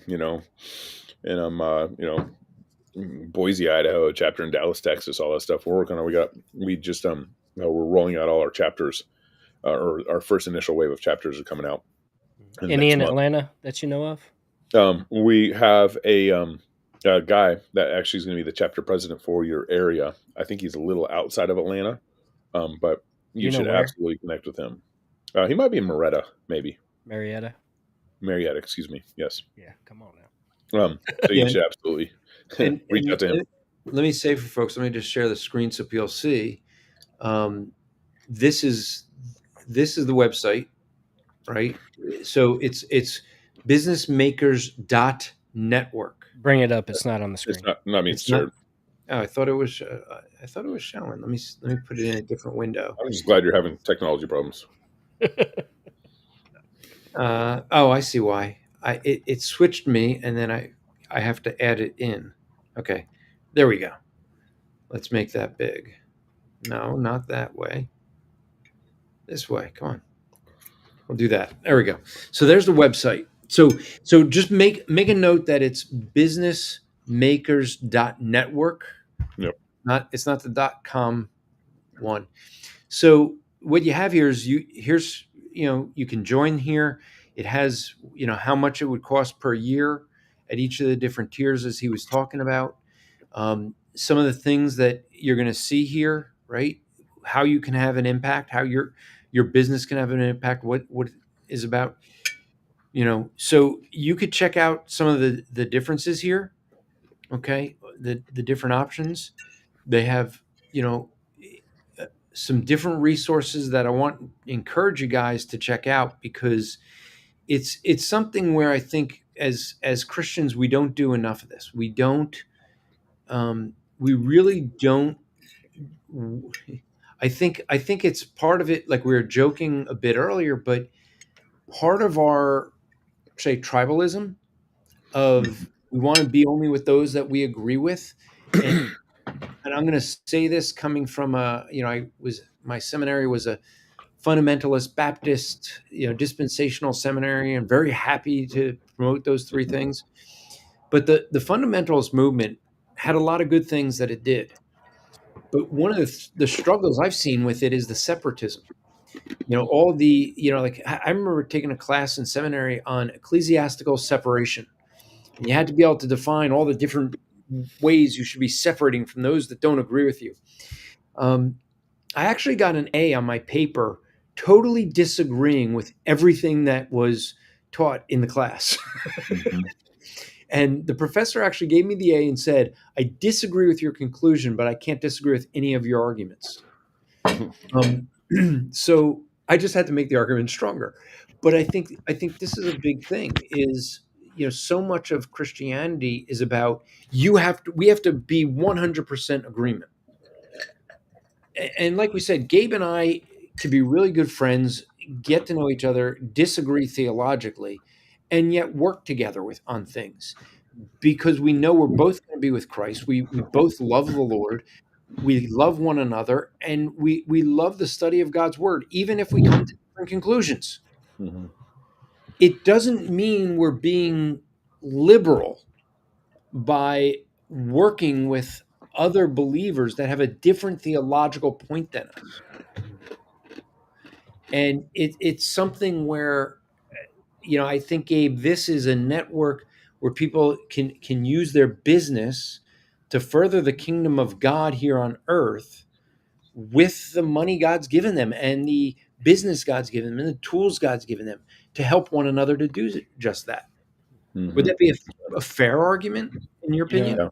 I think you make a great post-mill argument right there, Andrew. Hey, look, you could be post-mill all you want on earth because you won't be in heaven. That's all. Well, I'd add to that. It's a short-lived post-mill. Yeah. That's funny. I think I'll also add to my experience in the church regarding businesses growing up. I grew up in the PCA church, kind of the Reformed, whiskey drinking, cigar smoking Calvinist kind of thing, right?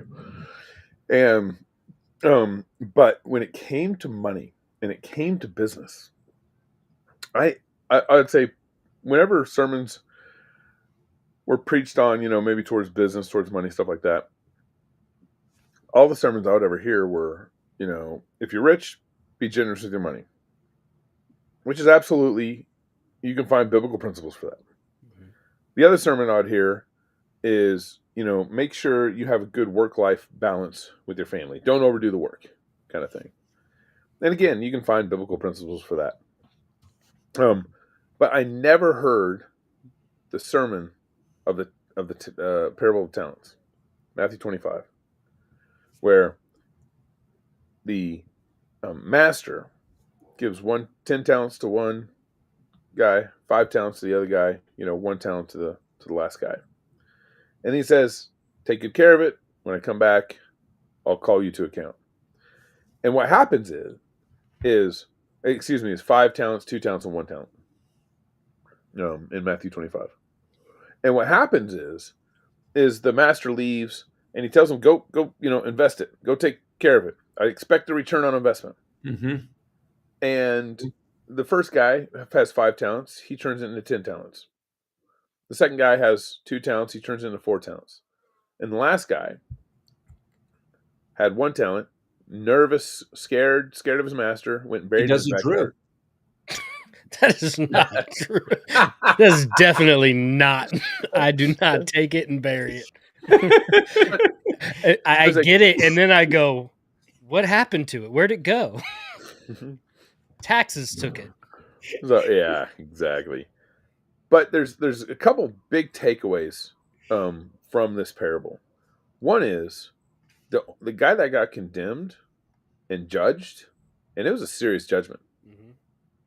It was a judgment of going to hell. Judgment was the guy who just buried his talent. He didn't lose the talent; he just buried it.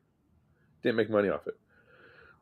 So what God wants is He wants your life, your body, your heart, your soul, your children. He wants to see a return on investment on everything you do in life. That's right.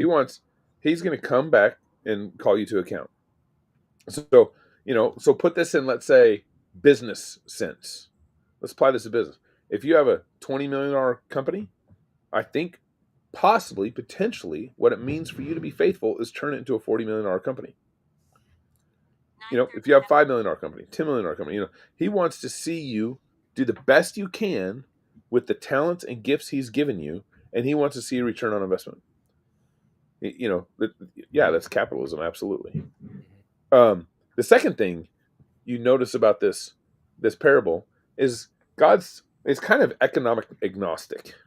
And what I mean by that is that He's not talking about, well, if the economy's hard, here's how you do it. If the economy's doing well, He's just saying you do the best you can no matter what's going on in the economy.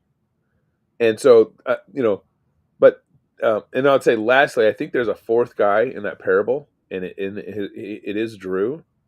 And that fourth guy in the parable, he's not mentioned. This is extra biblical. This is me adding to the Right, yeah. reading into the text, which is why this guy's Drew.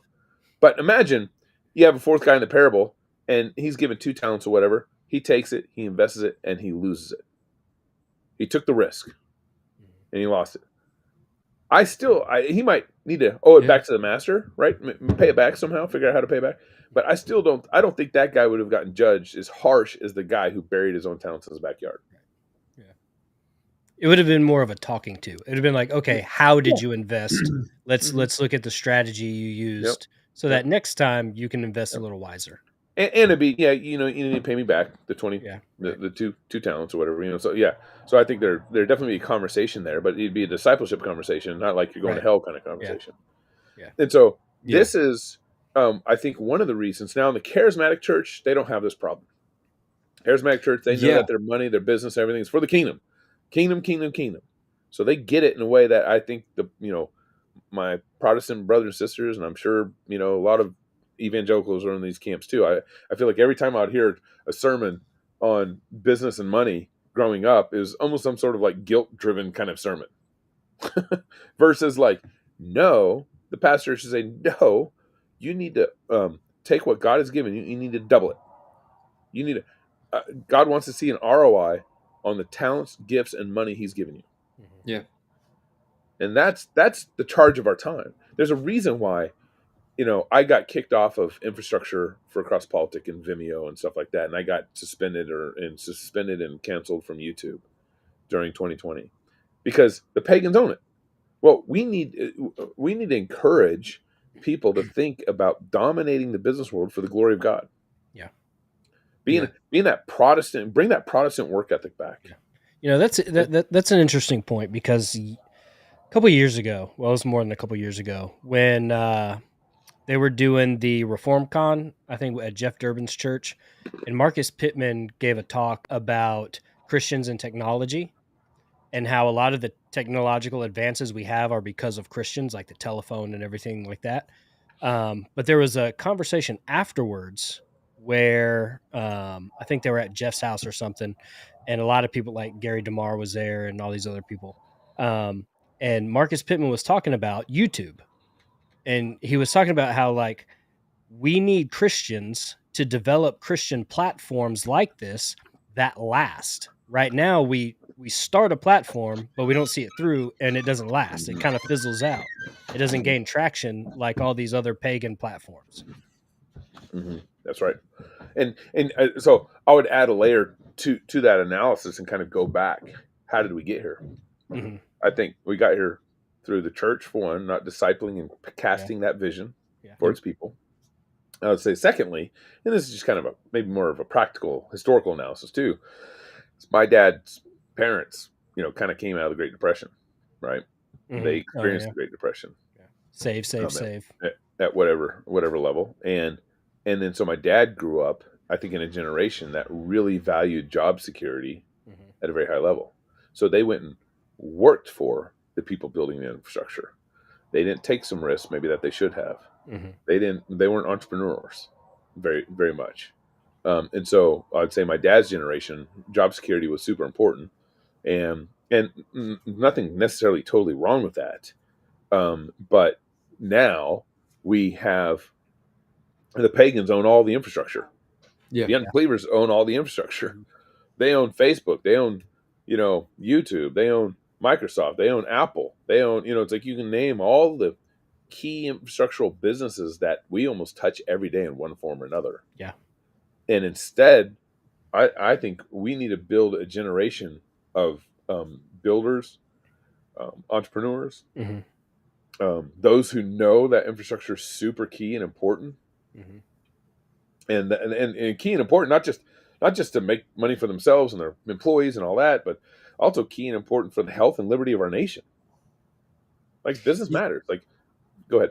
I was going to say, growing up Jewish, it's there's a perspective that a lot of people don't understand. A lot of people criticize Jewish people of loving money, and there's a different view that Jewish people have about money after the Holocaust, and it is this: the reason so many of them become doctors, lawyers, positions that make money, is because they realize what happened in the Holocaust, and their view is, if they're making the money and they're the ones donating to politicians, there's the one that where the people are depending upon them, they have the influence. And the thought is that they have is, if they have that, they can prevent against persecution. They'll be able to fight because people will be dependent upon them as the ones that their livelihoods are tied to them. Yep. And that's a mindset that Jewish people have, that is really, I think, what you're referring to, is that we need to see that our money is not our own. Our money is a stewardship that God has given to us. He lends us this money. And how we do with it, I mean, the parable you referred to, right?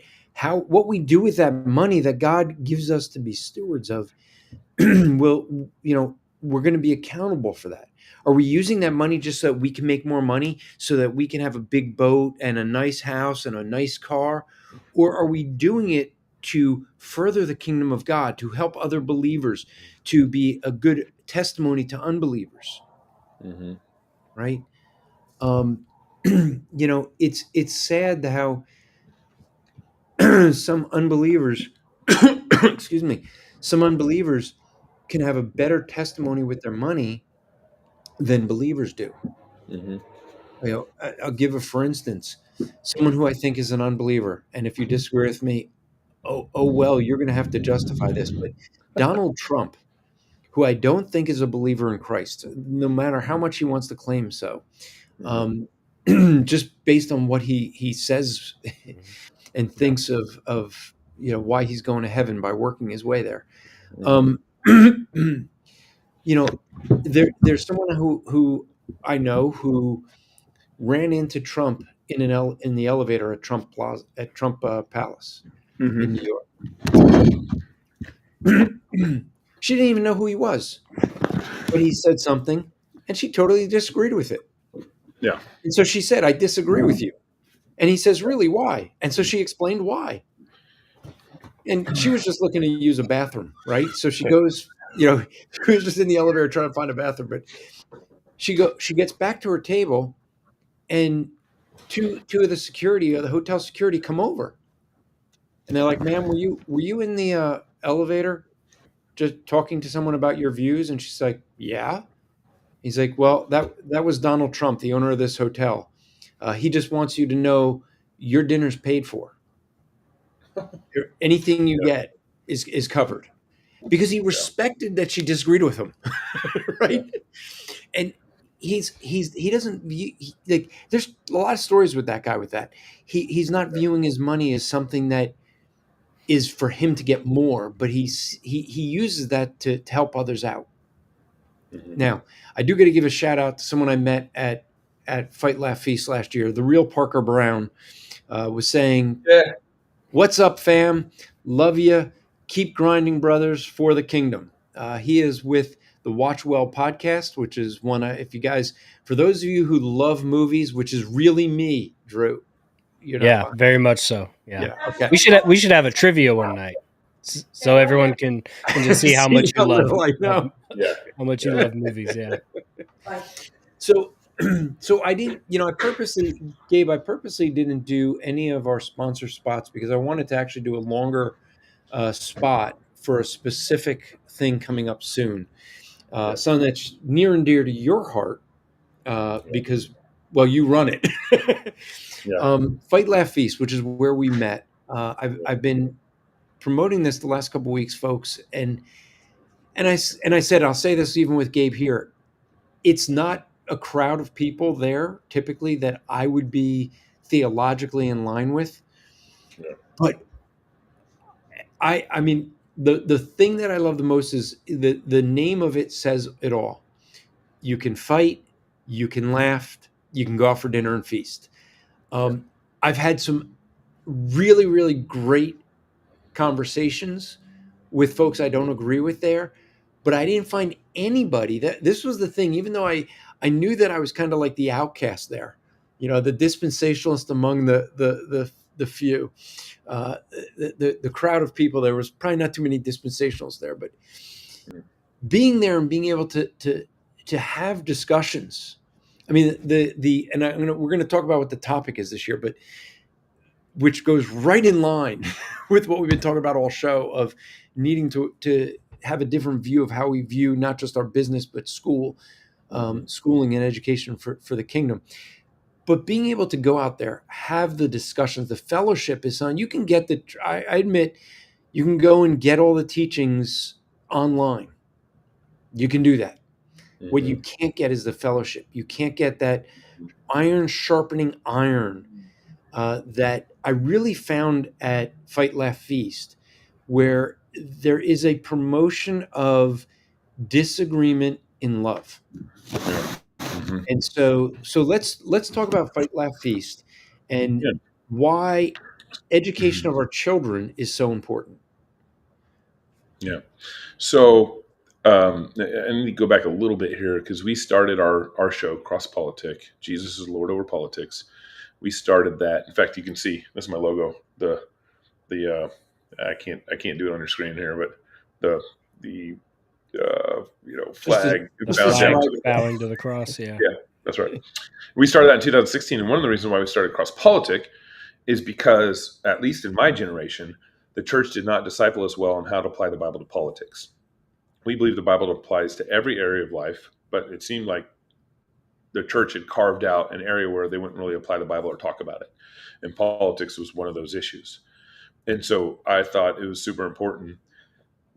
And I thought a lot of people were probably in my shoes, where they weren't taught about how to apply the Bible to politics.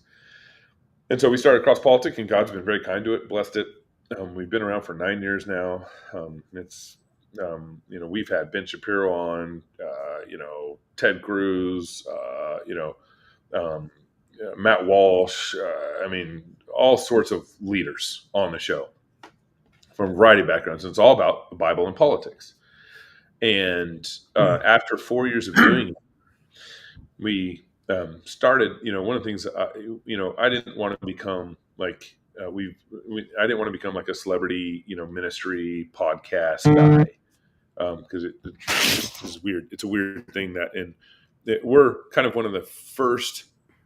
It's a first world weird thing where no nation in the history of nations, where the average Joe can become a celebrity. That never, now Pharaoh's a celebrity or whatever, is a well-known guy, right? And Moses was a well-known guy, but generally speaking, we now have this, entertainment culture where, and you listen to people over the podcast or watch them on TV, and you just have this way different perspective of them, basically celebrity perspective. And we didn't want that to happen with what we were doing. So that was one of the reasons why we started our first conference called the Fight, Laugh, Feast Conference. Also, we wanted to be able to, if we're talking and discipling people, we want to know them. If you talk and disciple people and you don't really know them, that's the second reason why we wanted to start the conference. And then lastly, the Christian conference circuit to me is just so boring. And it's the same topics again and again. The holiness of God, which again, that's a great topic, but it's the same rinse and repeat kind of topic, because the church is pretty scared or pretty adverse to taking on controversial topics. And so we thought the conference world needed to be shaken up, and we thought the conference world needed, unvarnished truth in the conference world. So our Fight, Laugh, Feast conference, that tagline, Fight, Laugh, Feast, actually comes from our show. The reason why we came up with that tagline is because we believe Christians need to fight with each other and fight against the world. So iron sharpens iron. We believe Christians need to, fight, laugh. The joy of the Lord is our strength. We have too many Christians who are depressed about what's going on in the world around them. Too many Christians who are a little bitter about it, a little frustrated, scream at Fox News every night. We have a culture in the church that needs far more joy than we have right now. The joy of the Lord is our strength. It's actually a source of strength and fighting the challenges and problems and struggles of the world and your own sin and your own, you know, struggles that you have. And so fight, laugh, and then feast. God prepared a table in the front in the presence of David's enemies. We need to recover feasting. We need to recover the dinner table for fellowship with the family, for fellowship with Christians, for fellowshipping and ministering to your unbelieving neighbors. We need to recover the idea of feasting and drinking wine and eating big, steaks, and and we do what we call in our community. We do Saturday night dinner is a big thing for us in our community, because it's a great way to fellowship, and it's a great way to end the week, and it's a great way to get your kids excited about Sunday. So we do what we call Sabbath dinner, which is just it's a more special dinner than the rest of the week. The special food is out, the special wine glasses are out, the special, it's just we're making a bigger deal out of it, because ultimately we want to use it to prepare our hearts to worship the Lord tomorrow, the next day, beyond just the fellowship and everything that it creates. And I think that idea and concept needs to be recovered. So Fight, Laugh, Feast, that's the name of our conference. And then we always have a topic every year. This year, our topic, we're in Nashville, or Tennessee, at Rocketown, Michael W. Smith's nonprofit. And it's October 16th through the 18th. And the topic is school wars. School wars. Public schools have been one of the central mechanisms for how liberals have taken over our kids. Mm-hmm. Yep. Christians, for far too long, have sent their kids to be discipled by unbelievers 8 hours a day, 16,000 hours by the time they graduate high school, versus the 2 or 3 hours you might have in the evening before they go to bed. And so the public schools have been the main mechanism of discipleship. The church can't compete with those hours. The church gets 2 hours on Sunday. Mom and dad can't even compete with those hours. They get 3 hours on Monday night, Tuesday night, Wednesday, whatever, before they go to bed. And so we've been giving our kids over to unbelievers to be discipled. And we need to reclaim Christian education. We need to reclaim Christian discipleship. We need to reclaim what true education is and what true discipleship is. So not only are we going to address kind of the classical Christian movement, we're going to address homeschooling, we're going to address a number of, just kind of education specific topics, like recovering the use of music and discipling your kid in education. But we're also going to be talking about kind of the broader view of discipleship and how we need to be thinking. The reason why the church, when the Constitution was ratified, 1987, 1989,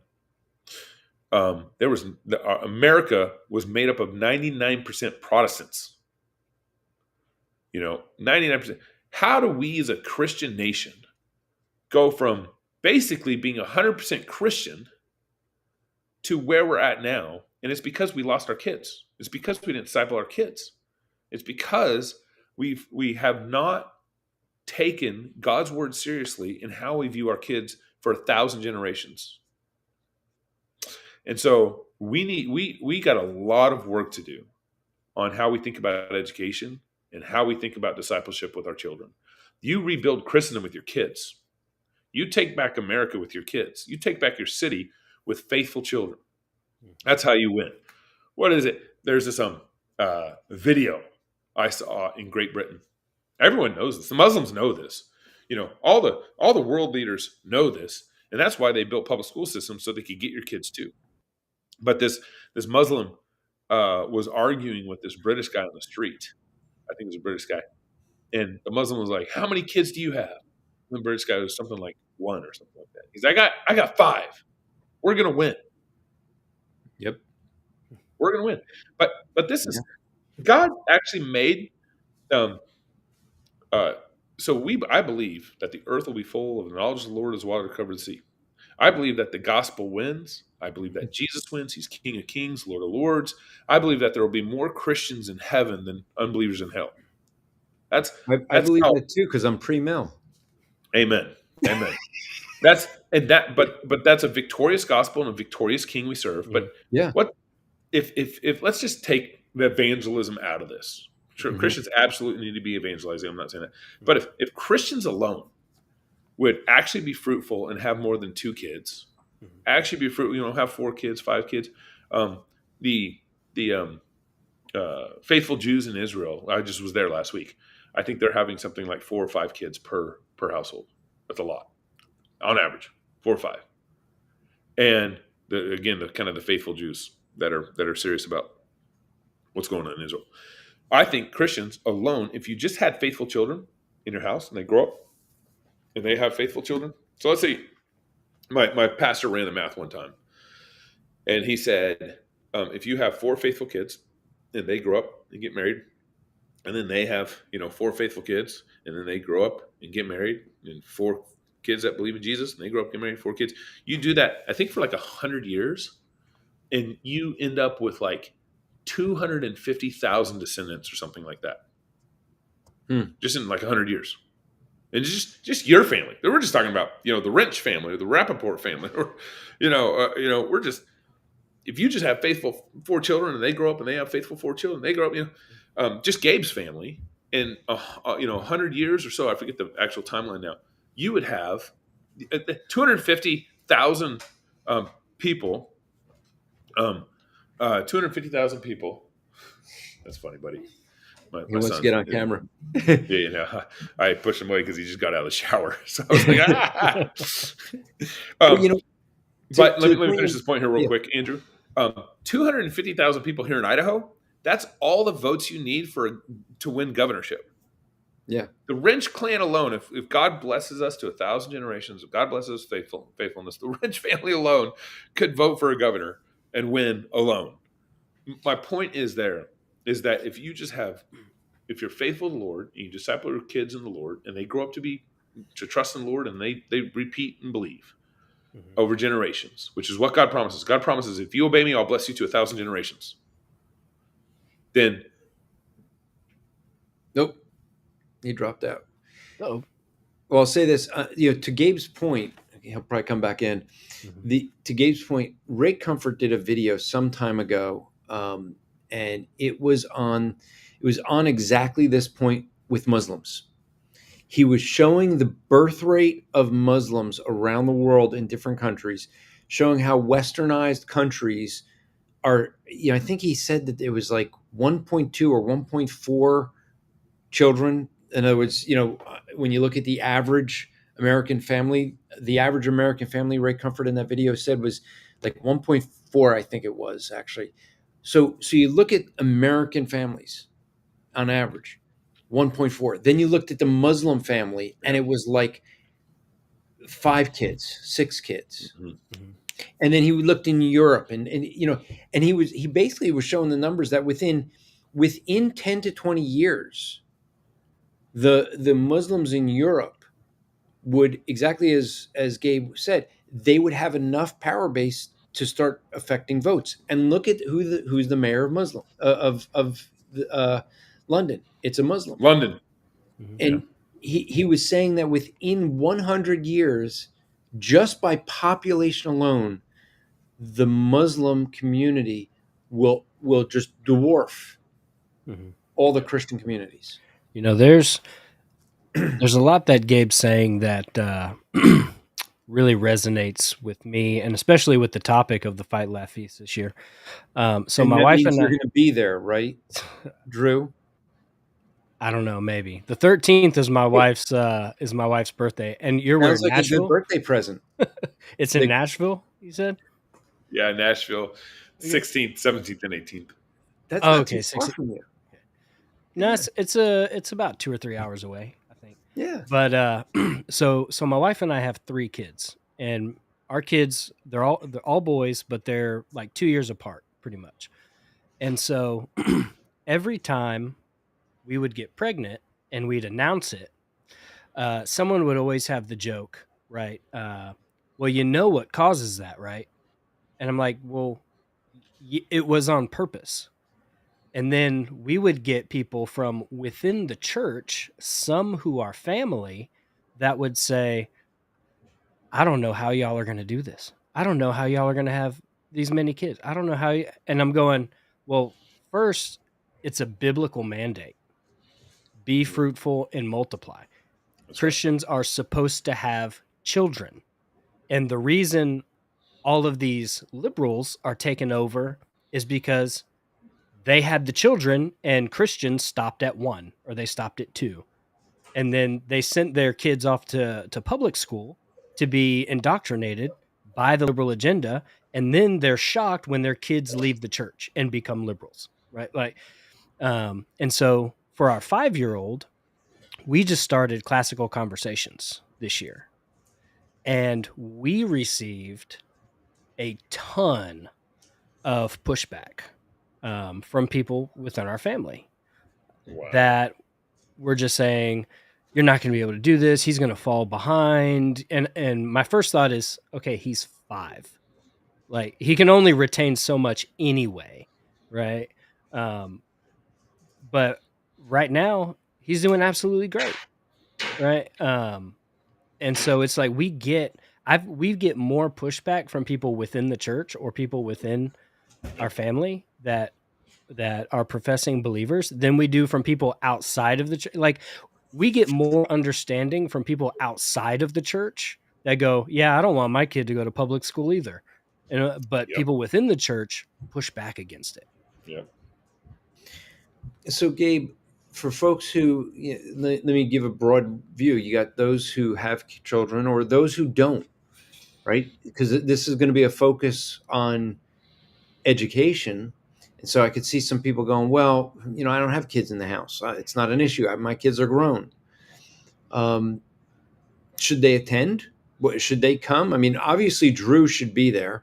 He's only 2 hours. I'm going to be in the air more than he's going to be driving. So there's no excuse. But for, someone like myself who my kids are all grown, my kids are having kids. What am I going to get out of it? Yeah. I mean, I think a couple things. One is the topic is actually bigger than, public school versus Christian school debate. The topic is a view of really ultimately how to recover the broken church in America.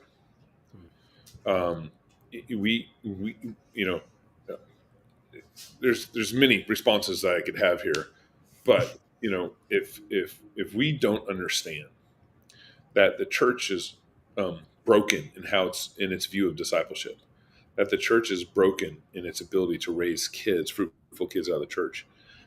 Most churches, it's easy to see in mega churches. Mega churches are like a Starbucks model.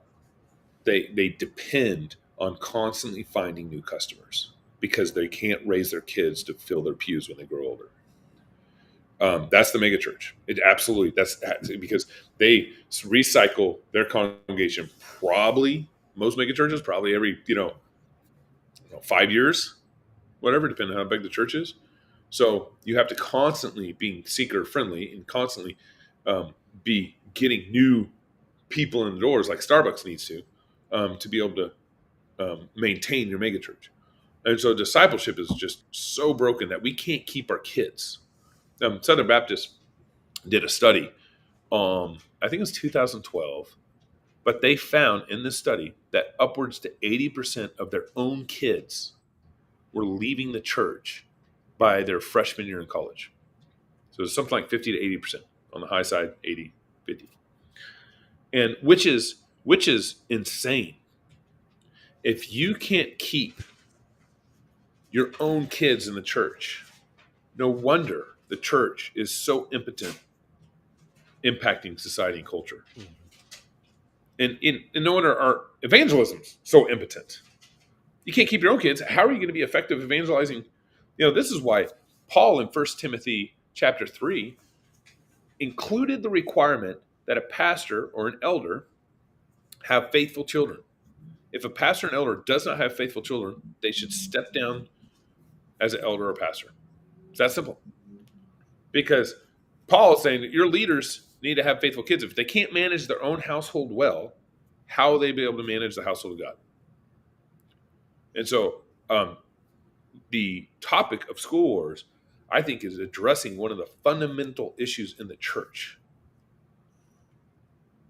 And we need to recover a vision for how our leaders raise their kids, for our leaders disciple the church, for how leaders think about church and their fruit. Do I have good fruit in my church? Are the kids growing up and staying in my church? That's you should look at that. And how parents keep their kids. So it's the topic school wars is just I think covering it's so important. I think this topic and what we're doing and everything. And I just of course it's my conference. I always think it's always the most important topic here, kind of thing. But one of the difficulties for our conference has always been our topics. We did a conference on the politics of sex a couple years ago. We did a conference on the politics of six-day creation at the Ark Encounter. We did a conference on worship as warfare. Our conference topics are not the boring topics you get at the standard evangelical conference. We think that our Christian churches nationwide need to be woken up, and we think we need to cover the hard topics in a way that hang on, my something is I'm sure buddy. And we need to recover really I'd say, let me just leave this here with you, this last point. The Bible is addresses every topic. Mm-hmm. Why are we so afraid to bring the Word of God into even the most controversial topics here in America? I think the church has largely become an apathetic church in America. This is the history of Israel. Whenever God blessed Israel, it was 40 years until God started forgetting Israel, until Israel started forgetting God. Right? Whenever God blessed Israel, it was just one generation before they started falling into sin and idolatry again. Because the hardest thing the church needs to learn that Israel could not figure out is how to handle the blessings of God.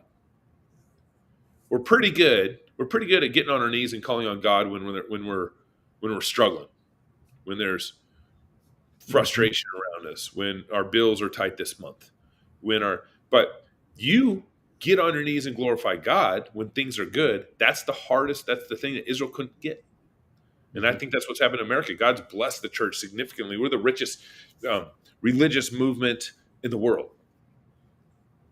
There's so much money in the church.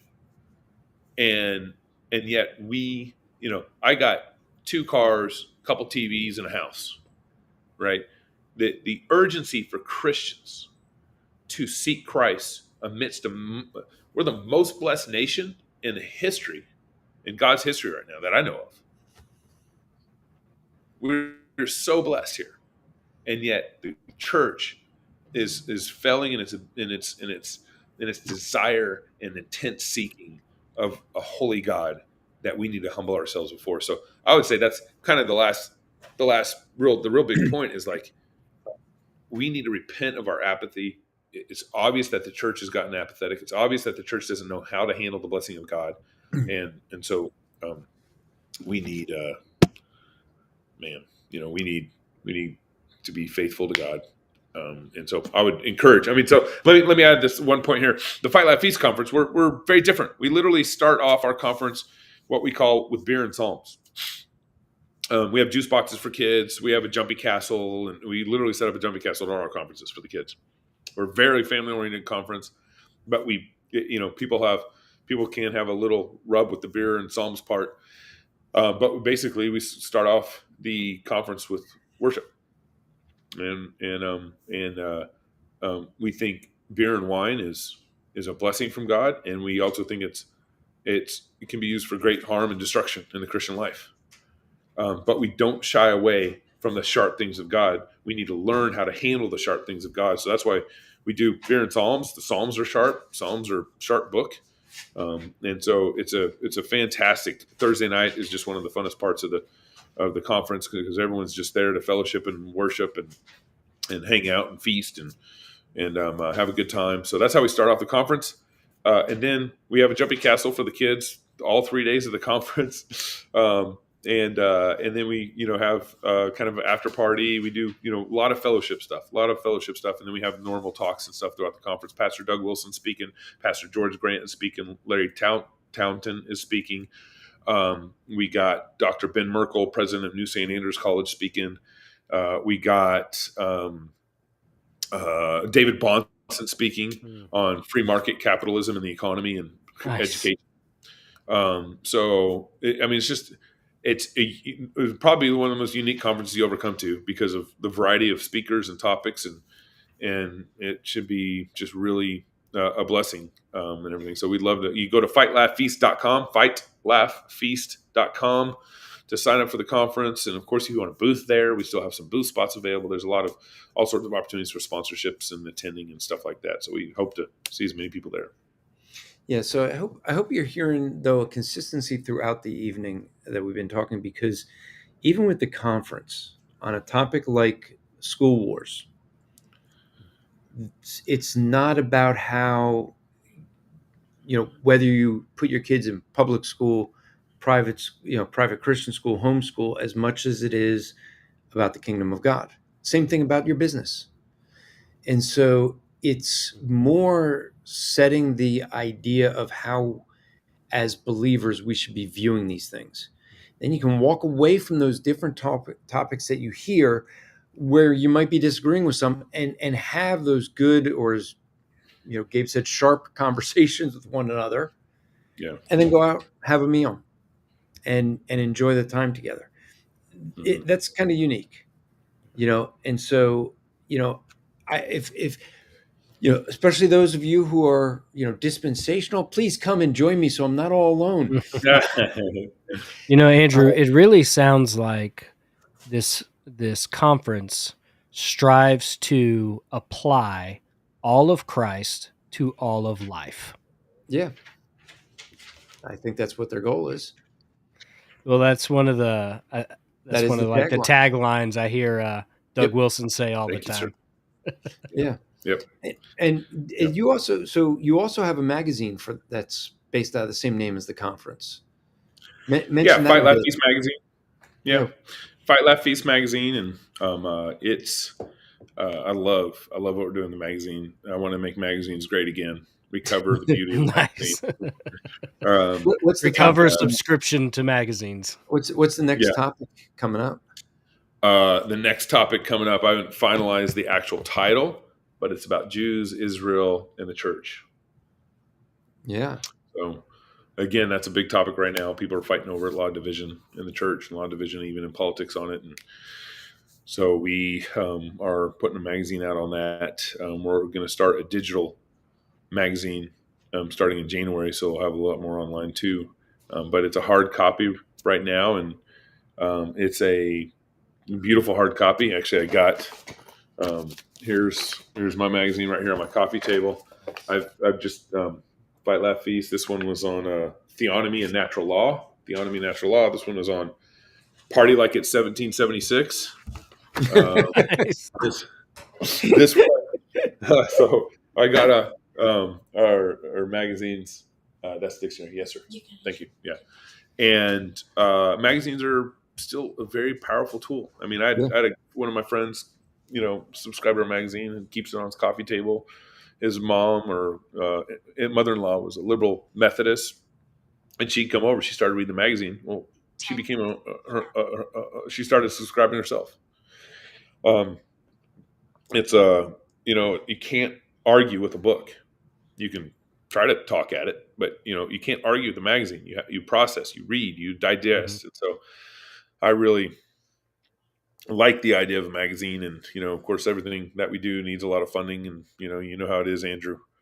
So we're pretty grateful and excited about the magazine, and want to see it kind of continue to thrive. So we're working on a digital form of this on Substack coming in January. Excited about that. I'm looking forward to getting because there's those who are regular here. That we've been talking about the whole issue of Israel. And am I freezing? Nope. You're good here. Okay, good. Yeah. So the whole topic of Israel within there you go, Andrew Rappaport is Israel's a big discussion. Drew, what are you doing, Georgia?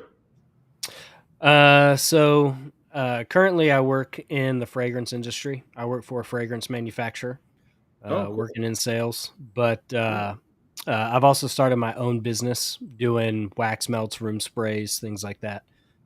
Since I work in the industry, it's easy for me to go down, get samples, test some things out, try some new products. Interesting. So that's what I'm doing. Yeah. What's the application for? What application? Like wax melts, like what's the how do you use a wax melt, or Oh yeah, so wax melts are like instead of a candle, so instead of a candle, you just make the wax melts in little cubes, and then you put them in a burner, and then they just release fragrance out through your house. Oh, super cool. Okay, cool. Well, and what church are you at down in Georgia, if you can say on the air? Yeah, so I'm a member of Cassville Baptist Church in Bartow County. Okay, very cool. Yeah. Well, that's great. It looks like Andrew's frozen up officially. Oh, really? You can't hear me? So, do me and you close out the show? Oh, wait, is he frozen on your end? Yeah, can you it hear looks me like at he's all? frozen on my end. Oh, wow. I can hear him. I can't hear him. Well, I shouldn't have said that. We should have just acted like he was frozen. I just ignored him. Andrew on my end is literally frozen, and I can't hear him. I can hear you. I can't hear Andrew. Wow. Okay, so that's why he wasn't responding to me. Okay, that's trippy. Yeah. So just tell him since he can't hear me. It's like Andrew's talking right now. Ask him to he's sending me a message. Ask him to give. You would have to translate let for him me. Close out with anything he wants to share. Is there any last words you want to share to kind of close out this episode? Yeah, I just I think Andrew is right in how he opened the show, and kind of just talking about being able to disagree and have unity. And that shows one thing, that shows that the bond of Christ is stronger than our disagreements, and that's what it should show. But also shows, I think, people who openly disagree with me, I can love them better than people who won't share their disagreements with me. Mm-hmm. Friendly fences make good neighbors. Right. And if I don't know what you believe about the Bible, and if I don't know where you disagree with me, it's harder to understand you and love you. Mm-hmm. Right. If I know where you draw the fence lines, friendly fences make good neighbors. I can love you better. And so I think this is an important thing to recover in the church. And I think we've kind of raised a generation who kind of looks at, like, Gen Z does not like the current establishment. They don't trust the current establishment. Mm-hmm. They don't think they're, millennials are getting to be part of the current establishment. Millennials are, they're a whole, thing unto themselves. And Gen Z, one of the reasons why we aren't connecting with the next generation is because I think Gen Z actually wants to hear the debates. Yeah. They actually want to have honest conversations. They want to know where people disagree. They want to know, why do you think Trump is a good president? Or why do you think, why do you believe in predestination? Or why do you believe in post-millennial? I think Gen Z actually wants to hear the real conversations, which is why our average audience is on the bell curve of 25 to 45. And I think because the younger audiences are really interested in these conversations, that's why Joe Rogan, he's all conversation and debate, right? Yep. That's why all these, shows are getting more traction than the church is because I think the honest conversations, unfortunately, aren't happening in the church like they should be. Mm-hmm. And so we experience that all the time. I'm in Moscow, we're canceled all the time by the church. All the time. Yeah. All the time. Doug's always making a news story somewhere. Yep, that's right. And hopefully in the next 10, 20 years, 30 years, we'll see a lot of progress in that. Mm-hmm. And that we get back to, God put his church to be light into the world. And if we can't disagree, if we can't debate, if we can't show the world how to let iron sharpen iron, it's no wonder we're losing America. Right. So, yeah, iron can't sharpen iron unless it comes in contact with each other. That's right. Yeah. So there you go. There's my final thoughts, and I still can't hear Andrew. Okay, let me know. I'll close out the show, and then I'll close out. Wait, Andrew. Did you say you would close out the show? Yeah, I'll close. Oh, okay. So with that, folks, if you want to come see me, I'll be out Fight Laugh Feast. Drew's going to be there, whether he knows it yet or not. He's taking his wife. Are you paying for my hotel? Is that what you're saying? You're paying for my I might be hotel, my willing to wife do to that. come, my kids. I might be willing to pay for your hotel. Okay. We could talk about that. I wouldn't mind. But yeah, so I'll be at Fight Laugh Feast. I'm headed out right tomorrow to Washington, Indiana, for Powerhouse Ministries is having a conference.